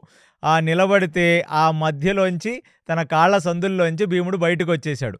బయటికి రాగానే ఒక్కసారిగా అభిమన్యుడు, ఉపపాండవులందరూ భీముడిని చూచి అమ్మయ్య మేము ఆనందపడ్డామనంటే, భీముడికే 10,000 ఏనుగుల బలంగాక విశేషమైన వాయు అనుగ్రహం ఉంది. ఏనుగు ఆయన మీద పడ్డా ఆయనకేం కాదు, అది ఆయన యొక్క విశేషం. అది చూచి భగదత్తుడింకా పూర్తిగా కోపపడ్డవాడే. అంటే అసలు భీముణ్ణి నిగ్రహించటం ఎలా అని భీముడు, అభిమన్యుడు, ఉపపాండవుల వైపు విశేషమైన బాణాలు వేసేస్తున్నాడు. ఇక ఆ భగదత్తుడికి మీరందరూ హెల్ప్ చేయవలసినది అని శకునిని కర్ణుడిని దుర్యోధనుడు వాళ్ళ వైపుకు పొమ్మంటే అసల కర్ణుడు కేకేయ రాజులు 5 రాజులనే నిగ్రహించలేక చాలా విశేషంగా పోరాడుతున్నాడు. కాబట్టి చెప్పాడు దుర్యోధనుడికి, "ఈ కైకేయ రాజులతో ద్వంద్వ యుద్ధం జరుగుతుంది. నేను వీళ్ళని నిగ్రహించే నేను భగదత్తుడి వైపుకు వెళతాను. నువ్వు కావాలంటే దుశ్శాసనుడిని, శకునిని భగదత్తుడి వైపుకు పంపించవలసినది" అని. అది చూచిన అర్జునుడు ఇంకా వీళ్ళందరికీ ఇప్పుడు బాణాల రుచి ఎలాగో చూపించాడు. కృష్ణుడు చెప్పాడు, అక్కడ సుప్రతీక, భగదత్తుడు కలిసి విశేషమైన జననష్టం చేస్తున్నారంటే ఇంకా మళ్ళీ ఒక్కసారిగా తన యొక్క దేవదత్తాన్ని తీసి అర్జునుడు పూరిస్తూ తన యొక్క వింటినారి టంకారాన్ని మోగిస్తూ ఒక్కసారిగా అందరూ ఆ సౌండుకి వాళ్ళ చెవులు మూసుకుంటున్నప్పుడు కొన్ని లక్షల బాణాలు గాల్లో వేసి వాళ్ళందరూ ఆ బాణాలు పడుతున్నాయి అని వాళ్ళ కవచాల్ని అడ్డం పెట్టుకున్న తరుణంలో అట్నుంచి కృష్ణుడు ఆ గుర్రాలని శరవేగంగా ఆగమేఘాల మీద భగదత్తుడి వైపుకు తీసుకెళ్తున్నాడు. ఇక భగదత్తుడి వైపుకు తీసుకెళ్తుంటే ఒక్క భగదత్తుణ్ణి, శకునిని, శకుని తమ్ముళ్ళని, ఈ ఉపపాండవులు, పాండవులు, భీముడు బాణాలతో నిగ్రహించడానికి ప్రయత్నిస్తున్నారు. అసలు మీరు ఒకటి గమనించండి, ఆ భగదత్తుడు కౌరవుల వైపు పోరాడుతున్నాడు అనే ఒక మాటే గాని భగదత్తుడు వయసెంత, అసలు భగదత్తుడు ఎలాంటి ఒక పరిస్థితుల్లో పోరాడుతున్నాడంటే పండు ముసలివాడైపోయి తన యొక్క నుదిటి చర్మం కళ్ళ మీద పడిపోయే వయసంట భగదత్తుడిది. అలాంటిది ఆయన చూడాలంటే తన యొక్క ఈ రెప్పని పైకి తన వేలుతో లేపుకుంటే గాని మనిషి కనపడ్డు. అలాంటి వయసులో భగదత్తుడు చేస్తున్న బీభత్సం ఇదంతా. నరకాసురుడు కొడుకు కదా, అవి స్ట్రాంగ్ జీన్స్ అనమాట. ఇప్పుడింక భగదత్తుడికి కూడా విశేషమైన కోపం వచ్చి తన కంటి రెప్పలు తన కళ్ళ మీద పడుతున్నాయని ఒక గుడ్డ తీసి ఆ గుడ్డతో తన నుదిటిని కట్టుకున్నాడంట భగదత్తుడు. కట్టుకొని ఇంకక్కడ ఒక బాణాన్ని, ఒక ధనస్సుని పెట్టి అసలు ఆ ఏనుగు చుట్టుపక్కల ఎవరొచ్చినా ఏనుగునేమో వాళ్ళని ఇసిరేస్తుంది. అవి పెట్టి భీముడి వైపుకి, ఉపపాండవుల వైపుకి బాణాలు వేస్తున్నాడు. అది చూచి ఇక అర్జునుడు, కృష్ణుడు ఎప్పుడైతే భగదత్తుడు ముందుకు వెళ్ళారో, అంటే ఇక్కడ ఇంకా ద్రోణాచార్యుడు చేస్తున్న బీభత్సం ఆయన చేస్తూనే ఉన్నాడు ఈ పాంచాల రాజ మత్స్యరాజ్య సైనికులతో పాటు. అందుకనే ఇప్పుడు ధర్మరాజుని కాపాడటం కాదు ఇక్కడ మెయిన్ విషయం, ఇప్పుడు భగదత్తుడిని సంహరించడం అనేది మెయిన్ విషయం. ఎందుకంటే మహాబీభత్సం చేసేస్తున్నాడు ఆయన. అలాంటిది భగదత్తుడి వైపుకు ఒక విశేషమైన బాణాన్ని వేసి భగదత్తుడి యొక్క ధనస్సుని విరగ్గొట్టేశాడు అర్జునుడు. ఆ భగదత్తుడి యొక్క ధనస్సు విరిగిపోగానే ఇక భగదత్తుడి యొక్క ఏనుగు దూసుకుంటూ ఆ కృష్ణార్జునుల వైపుకు వస్తుంది. కృష్ణార్జునుల వైపుకు భగదత్తుడి యొక్క ఏనుగు దూసుకుంటూ వచ్చేస్తుంటే ఆ కృష్ణుడు అలాగ ఆగి ఆ ఏనుగు కరెక్ట్గా ముందు ఉన్న టైంకి లెఫ్ట్ సిగ్నల్ ఇవ్వగానే గుర్రాలు లెఫ్ట్ నుంచి వెళ్ళిపోయాయి. అంటే ఏనుగు ముందుకెళ్ళిపోయింది ఆ దూసుకుంటూ. అర్జునుడు తలుచుకుంటే ఆ ఏనుగుని వెనక వైపు నుంచి కొట్టచ్చు, ఎందుకంటే ముందు వైపు అంతా కవచాలతో నిండి ఉంది కాబట్టి. కానీ ఆ భగదత్తుడిని కూడా వెనక నుంచి కొట్టుండొచ్చు. కానీ వెనక నుంచి కొట్టడం కరెక్ట్ కాదు, అది యుద్ధ ధర్మం కాదు అని ఆ అర్జునుడు కూడా అక్కడే వెయిట్ చేస్తున్నాడు. మళ్ళీ సర్కిల్ తీసుకొని మళ్ళీ కృష్ణార్జునుల వైపుకు దూసుకొస్తుంటే మళ్ళీ ఈసారి కృష్ణుడు కుడివైపుకు తిప్పాడు. మళ్ళీ ఏనుగు ముందుకు దూసుకెళ్ళిపోయింది. అసలు ఇప్పుడు ఏం చెయ్యాలి? ఎందుకంటే ఒకటి, ఈ అర్జునుణ్ణి నిగ్రహించకపోతే ఇక ఈ భగదత్తుడికి సేఫ్టీ లేదు అని మొత్తం దుర్యోధనుడు అటువేపున్న 1,00,000 మంది సైనికులని భగదత్తుడికి కాపలాగా తన మామైన శకునికి కాపలాగా తోలాడు. ఇక ఆ ఏనుగు కూడా చాలా విశేషంగా తన యొక్క తలని బాగా విదిలించుకుంటూ ఆ అర్జునుడి వైపుకు వెళుతుంటే అర్జునుడు ఒక విశేషమైన ఆయుధాన్ని తీసి ఏనుగు యొక్క తొండం వైపుకు కొడితే ఏనుగు తొండానికి ఉన్న కవచం విరిగి కింద పడిపోయింది. అది ఎప్పుడైతే విరిగి కింద పడిందో ఇక భగదత్తుడికి ఇప్పుడు అర్థమైంది. ఎందుకంటే కవచం లేని ఏనుగుని భీముడైనా అర్జునుడైనా దాని కుంభస్థలాన్ని బద్దలగొట్టి దాన్ని చంపేస్తారు అని ఇక భగదత్తుడికి అప్పుడే ఆ హింటు దొరికి మళ్ళీ బాణ పరంపరగా అర్జునుడి వైపుకు, కృష్ణుడి వైపుకు బాణాలేస్తున్నాడు. ఈసారి ఇక అర్జునుడి వైపుకు బాణాలేస్తుండగా, ఈ అర్జునుడు ఒక విశేషమైన బాణాన్ని తీసి, ఆ ఏనుగు యొక్క ఆ తొండం పైభాగం, ఆ మస్తకం కింద భాగం, ఆ ఫోర్ హెడ్‌లో ఒక బాణం విశేషంగా కొట్టేస్తే, ఆ బాణం వెళ్ళి ఆ ఫోర్ హెడ్ లోపల గుచ్చుకుండిపోయింది. దాని చుట్టూ ఇంకొక 3 బాణాలు అదే స్పాట్‌లో కొడితే, అవన్నీ ఒక్కసారిగా మెదడు లోపలికి చొచ్చుకెళ్ళి పాయింట్ బ్లాంక్ లాగా అనమాట. అవన్నీ ఎళ్లి ఆ ఏనుగు తన యొక్క దంతాలను కింద పెట్టి ఎలా అయితే భీముడి మీద పడిపోయిందో, అలా తన దంతాలని భూమి మీదకు పెట్టేసి, తన తొండాన్ని భూమి మీదకు పెట్టేసి అలా పడిపోయింది. అసలు సుప్రతీక యొక్క వైభవం ఏంటంటే, ఇంద్రుడి దగ్గర ఉన్న ఐరావతమంత గొప్పది సుప్రతీక. అసలు సుప్రతీక ఎలా వచ్చింది నరకాసురుడి దగ్గరకనేది మనం ఇంకొక పాడ్‌కాస్ట్‌లో చెప్పుకుందాం. అష్టదిగ్గజాలని 8 వైపు 8 ఏనుగులుంటాయి. అష్టదిగ్గజాల యొక్క జాతికి చెందిన ఏనుగే ఈ సుప్రతీకం. అలాంటి ఇక సుప్రతీక కింద పడగానే ఇక భగదత్తుడికి విశేషమైన ఆగ్రహం వచ్చి, ఏ అంకుశంతో అయితే ఏనుగుని తను నొక్కి నొక్కి ముందుకు పోనిస్తాడంటే, ఏనుగుని నడపాలంటే అంకుశాన్ని తన తల మీద నొక్కాలో, ఆ అంకుశాన్ని తీసి తన యొక్క నుదుటి మీద పెట్టి, తనిప్పుడు గొప్ప అస్త్రాన్ని అభిమంత్రించి ఆ అంకుశాన్ని అర్జునుడి మీదకు వేశాడు. అంకుశాన్నెప్పుడైతే అర్జునుడి మీదకు వేశాడో, అప్పుడు శ్రీకృష్ణ పరమాత్మ ఆ గుర్రము యొక్క కళ్ళెములను కింద పెట్టి, ఆ శ్రీకృష్ణ పరమాత్మ అర్జునుడు ముందు లేచి ఇలా నించోగానే, ఆ అంకుశం వచ్చి శ్రీకృష్ణ పరమాత్మ యొక్క వక్షస్థలాన్ని తగిలి, అది ఒక వైజయంతి మాలగా మారిపోయి, ఆ శ్రీకృష్ణుడి యొక్క మెడలో పడిపోయింది.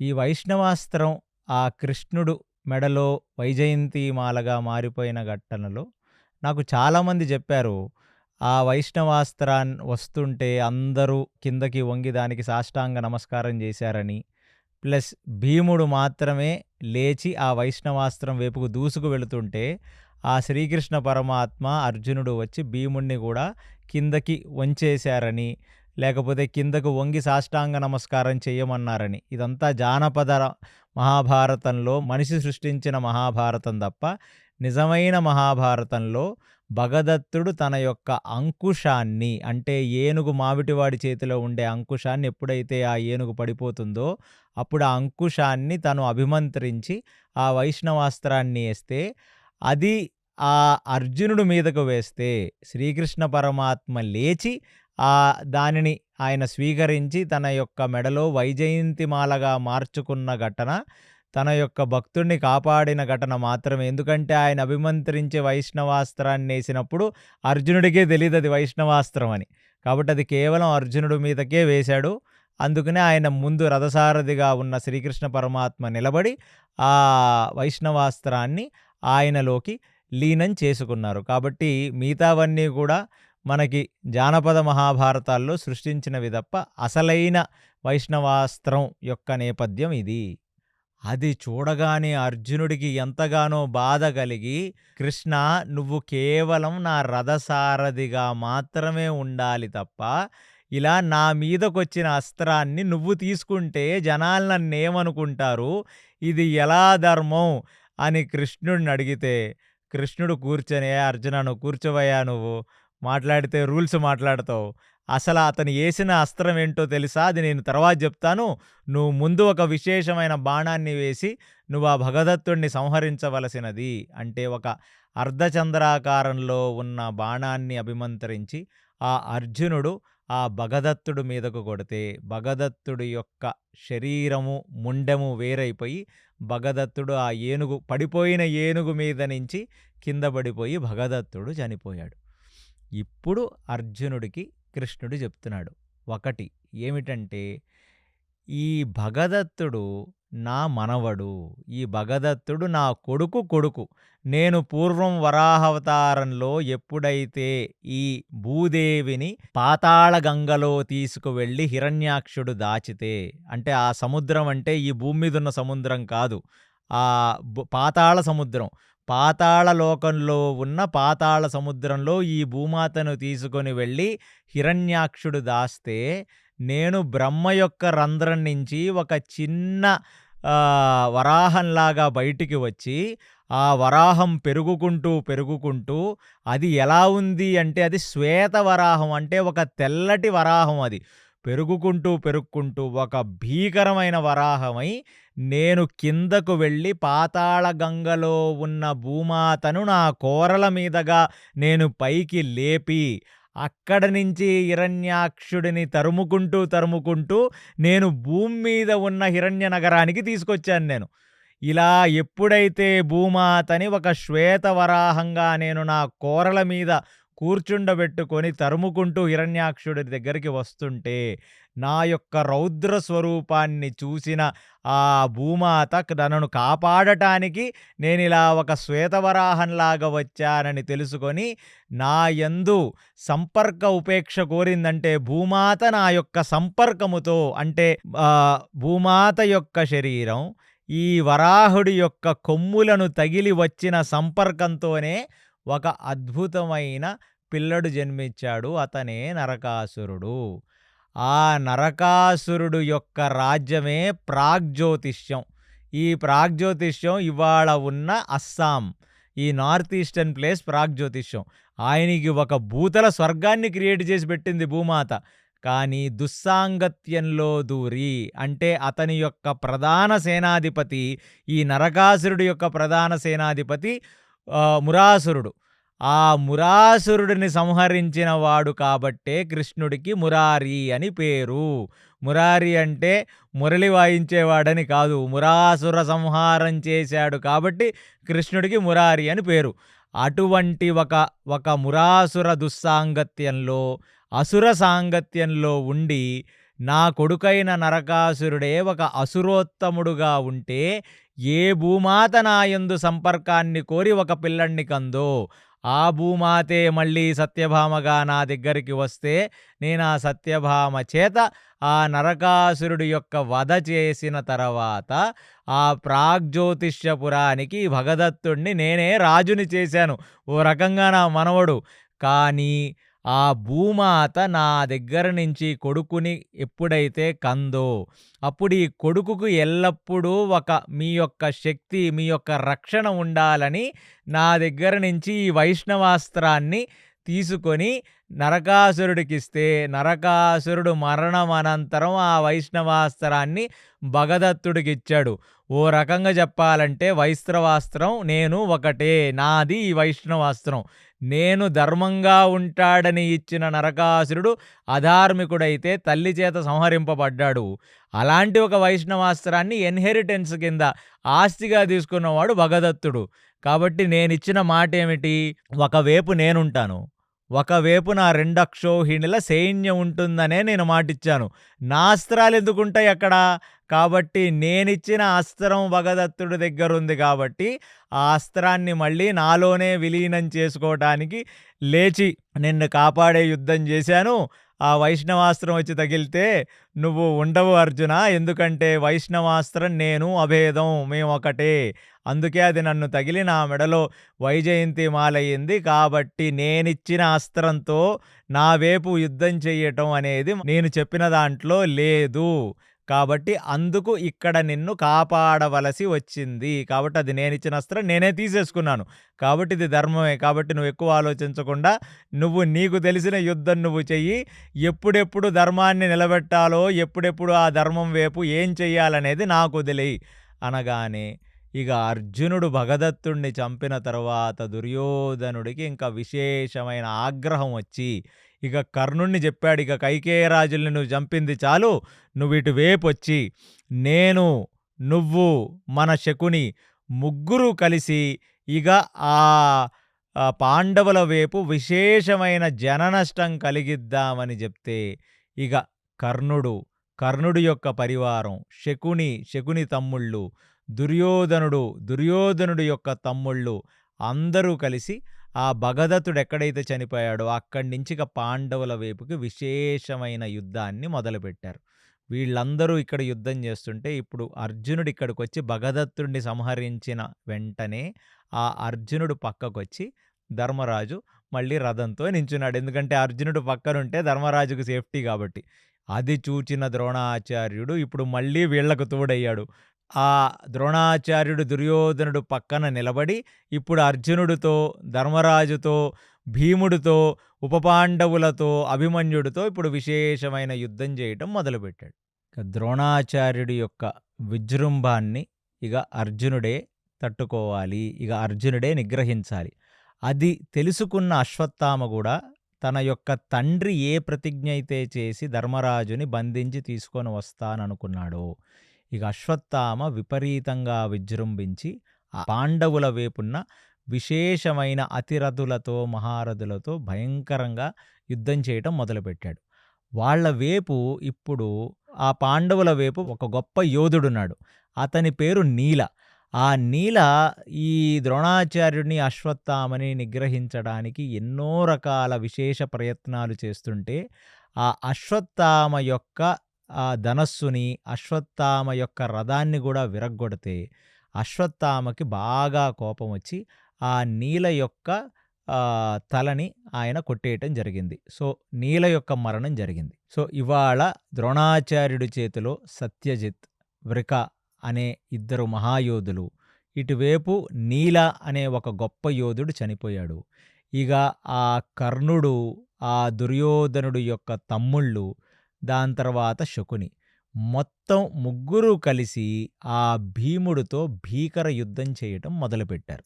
ఇక భీముడు కూడా వాళ్ళని ఎన్నో రకాల బాణాలతో నిగ్రహించే ప్రయత్నం చేస్తుంటే, ఎప్పుడైతే ద్రుపదుడు, ఉపపాండవులు, అభిమన్యుడు, ఈ మొత్తం ఉపపాండవులు, అభిమన్యుడు కలిసి ద్రోణాచార్యుల వారిని నిగ్రహించగలుగుతున్నారంట ఇప్పుడు లాస్ట్ జరుగుతున్న ఫైట్లో. ఎందుకంటే మళ్ళీ ఈ భీముడేమో దుర్యోధనుడు, కర్ణుడు ప్లస్ శకునితో యుద్ధం చేస్తుంటే, ఇప్పుడు అర్జునుడు అటువైపు నుంచి వచ్చే ఆస్కారం ఏర్పడింది. అంటే తన ఆచార్యుడిని అతను నిగ్రహించాల్సిన అవసరం లేకుండా అభిమన్యుడు, ఉపపాండవులు విశేషమైన యుద్ధం చేసి తన పెద్దనాన్నైన ధర్మరాజుని వాళ్ళు కాపాడగలుగుతున్నారు. ఆ టైంలో ఇంకా అర్జునుడు భీముడికి తోడై శకుని యొక్క ఇద్దరు తమ్ముళ్ళని విశేషంగా గాయపరిచి వారిని చంపేశాడు. ఆ ఇద్దరు తమ్ముళ్ళు ఎవరంటే వృషక, అచల. ఇంకా అర్జునుడు ఆ శకుని యొక్క ఇద్దరు తమ్ముళ్ళని, వృషక, అచలని అలా పడేశాడు. ఇక దుర్యోధనుడు అతని యొక్క మేనమామలని కోల్పోయాడు. శకుని ఇంకా పూర్తిగా ట్రిగర్ అయిన వాడై ఆయన విశేషమైన మాయా అస్త్రాలని ప్రయోగించటం మొదలుపెట్టాడు. శకుని వేసిన ఒక అస్త్రం ఎలా ఉంది అంటే, అది మొత్తం నల్లటి మబ్బుల్ని నింపేసింది అక్కడ పైన.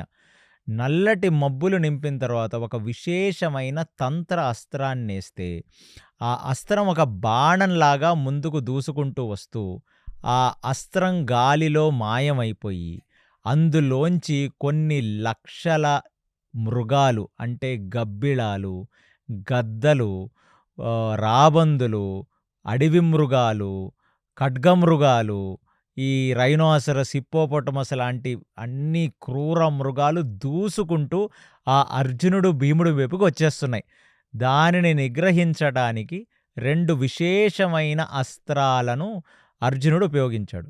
ఇప్పుడు క్రూర మృగాలని అక్కడ తరిమెయ్యటం, ఆ నల్లటి మబ్బులేంటంటే మొత్తం ఒక తామసికమైన ఒక మాయని క్రియేట్ చేశాడు శకుని. ఏంటి తామసిక మాయ అంటే, మొత్తం తమోగుణంలో ఆ కింద లోకాల్లో ఉన్న దుష్ట పిశాచ శక్తులన్నీ ఆవహించేటట్టుగా ఆ మాయ ఉంది. దాన్ని భేదించటానికి ఫస్ట్ ఆ నల్లటి మబ్బులన్నీ పోవటానికి అర్జునుడు ఆదిత్యాస్త్రాన్ని వేసి ముందక్కడ ఉన్న తమస్సుని మొత్తం ఆ జ్యోతిరాదిత్యంతో అక్కడ మొత్తం ఒక సత్వాన్ని నింపాడు. దాని తర్వాత వస్తున్న కొన్ని లక్షల క్రూర మృగాలని, వీటన్నిటినీ జ్యోతిష్క అని ఒక విశేషమైన ఆయుధాన్ని అటువైపు వేయగానే ఆ వస్తున్నవన్నీ కూడా ఆ ఖడ్గమృగాలు, గుడ్లగూబలు, ఆ వల్చర్స్, ఆ డేగలన్నీ వస్తుంటే అవన్నీ కూడా ఒక్కసారిగా మాయమైపోయాయి. ఇమీడియట్లీ శకుని యొక్క తంత్రశక్తి అంతా పోయింది. ఇక శకుని యొక్క రథసారథిని, ఇక శకుని యొక్క ఆ ధనస్సుని అర్జునుడు విరగ్గొట్టేశాడు. ఎప్పుడైతే శకుని యొక్క రథసారథిని, ధనుస్సుని విరగ్గొట్టాడో ఇంక అక్కడి నుంచి శకుని తన రథం మీద పారిపోయాడు. శకుని ఇక్కడి నుంచి ఎస్కేప్. ఇప్పుడు అర్జునుడు శక్తి భీముడికి తోడై ఇంక భీముడు విశేషమైన బాణాలని కర్ణుడి మీదకి, దుర్యోధనుడి మీదకి వేసేస్తుంటే, భీముడు తన గదాదండంతో దిగి భూమి మీదకి ఆ కౌరవుల సేనలోకి వెళ్ళి అక్కడ ఆల్మోస్ట్ ఒక 10,000 ఏనుగులు, ఆ ఏనుగు సైన్యం మధ్యలో కాపాడబడుతున్న దుర్యోధనుడి తమ్ముళ్ళల్లో మళ్ళీ 15 మంది తమ్ముళ్ళని విశేషమైన గదాయుద్ధం చేసి వాళ్ళందరినీ దుర్యోధనుడు కళ్ళ ముందే సంహరించాడు.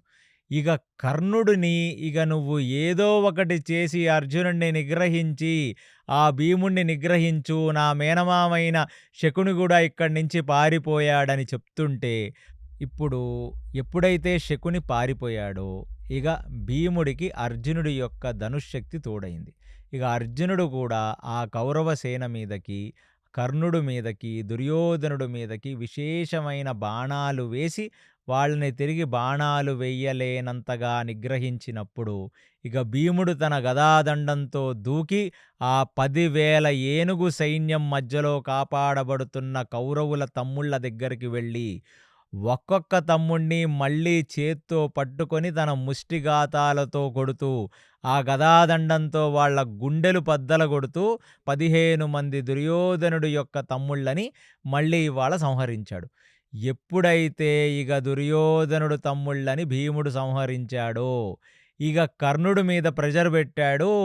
దుర్యోధనుడు నువ్వు ఎలా అయినా ఇవాళ అర్జునుడిని నిగ్రహించవలసినది అంటే, ఒకటి అర్జునుడిని నిగ్రహించలేకపోగా ఆ కర్ణుడు అసలు అర్జునుడు వైపుకి సరిగ్గా బాణాలు కూడా వెయ్యలేని పరిస్థితిలో ఉన్నాడు. ఆ దుర్యోధనుడు కర్ణుడి మీద విశేషమైన ప్రెషర్ పెట్టి, చాలా ప్రెషర్ పెట్టి నువ్వు ఎలాగన్నా అర్జునుడిని నిగ్రహించమని అడిగితే, కర్ణుడు కూడా భీకరమైన యుద్ధం చేయటానికి ప్రయత్నిస్తూ ఇప్పుడు అర్జునుడు కర్ణుడు యొక్క 3 తమ్ముళ్ళని చంపేస్తాడు. ఆల్రెడీ అర్జునుడు తన యొక్క తమ్ముళ్ళని ఉత్తర గోగ్రహణంలో కర్ణుడి యొక్క తమ్ముళ్ళని చంపేశాడు. అందుకనే భీష్ముడు తరచుగా అంటూ ఉండేవాడు, వాడి తమ్ముళ్ళనే వాడు కాపాడుకోలేకపోయిన వాడు నిన్నెలా కాపాడతాడు దుర్యోధనుడిని. అలాంటిది ఎప్పుడైతే దుర్యోధనుడు తన తమ్ముళ్ళని కోల్పోయి, శకుని అతని యొక్క తమ్ముళ్ళని కోల్పోయి, ఇప్పుడు కర్ణుడు తన యొక్క 3 తమ్ముళ్ళని కోల్పోయాడో, ఇక దుర్యోధనుడికి ఇప్పటికైనా ఒక క్లారిటీ వచ్చుండాలి. ఇవాళ అటువైపు నించున్న 3 వాళ్ళ తమ్ముళ్ళని కోల్పోయారు.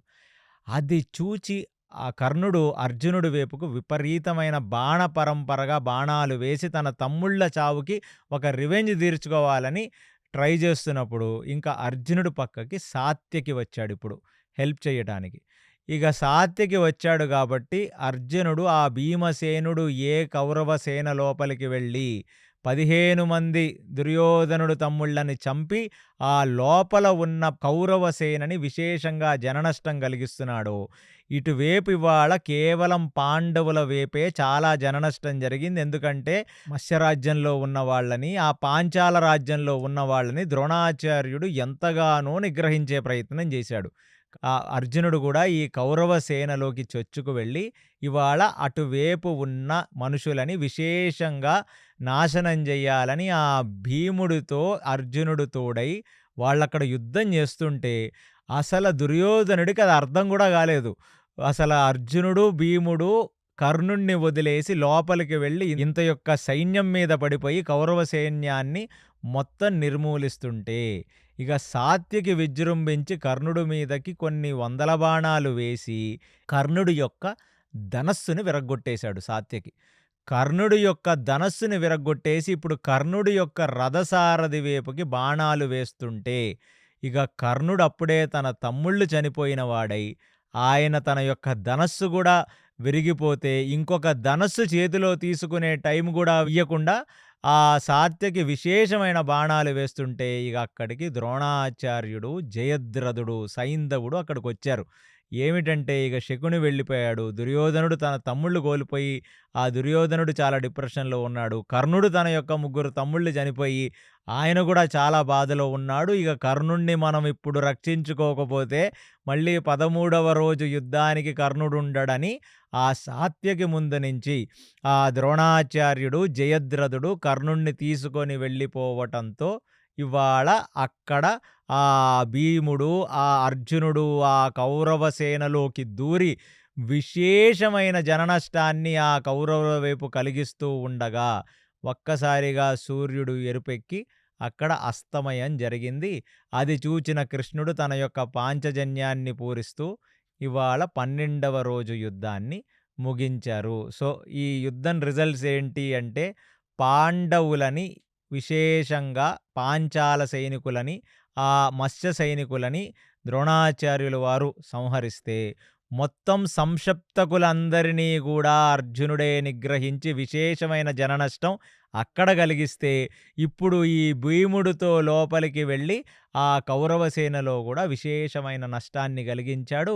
అది కాకుండా కర్ణుడి యొక్క ముగ్గురు తమ్ముళ్ళు, శకుని యొక్క 2 తమ్ముళ్ళు, దుర్యోధనుడు యొక్క 15 మంది తమ్ముళ్ళు ఇవాళ చనిపోవటంతో ఇక పూర్తిగా డిప్రెషన్‌కి లోనై కౌరవుల వైపు విశేషంగా ఒక విషాద ఛాయలు అలుకున్నాయి. మళ్ళీ మనం 13వ రోజు యుద్ధం యొక్క స్ట్రాటజీతో మనం ఇంకొక పాడ్‌కాస్ట్‌లో కలుద్దాం. సర్వం శ్రీకృష్ణార్పణమస్తు. ప్రీణయామో వాసుదేవం. హరే కృష్ణ. హరే కృష్ణ. చూశారు కదండి, ఈరోజు కౌరవుల వైపు, పాండవుల వైపు ఇరువైపులా విశేషంగా జననష్టమైతే జరిగింది. కానీ ప్రామినెంట్ ఫిగర్స్ అని మనం చూసుకుంటే భగదత్తుడు, సుప్రతీక, ఇంకా శకుని తమ్ముళ్ళు, కర్ణ తమ్ముళ్ళని అర్జునుడు హతమార్చాడు. ఇక దుర్యోధనుడి 15 తమ్ముళ్ళని భీముడు దుర్యోధనుడు కళ్ళు ముంగటే చంపేశాడు. ఇది కౌరవుల క్యాంపుకైతే పెద్ద లాస్. ఈరోజు కూడా వాళ్ళు అనుకున్నట్టుగా ధర్మరాజుని బంధించలేకపోయారు. ఇంకా నెక్స్ట్ డేకి స్ట్రాటజీ ఏమన్నా మారుతుందా ఏంటి అనేది మనం వెయిట్ చేసి చూడవలసిందే. Till then keep watching KC talks. Hare Krishna.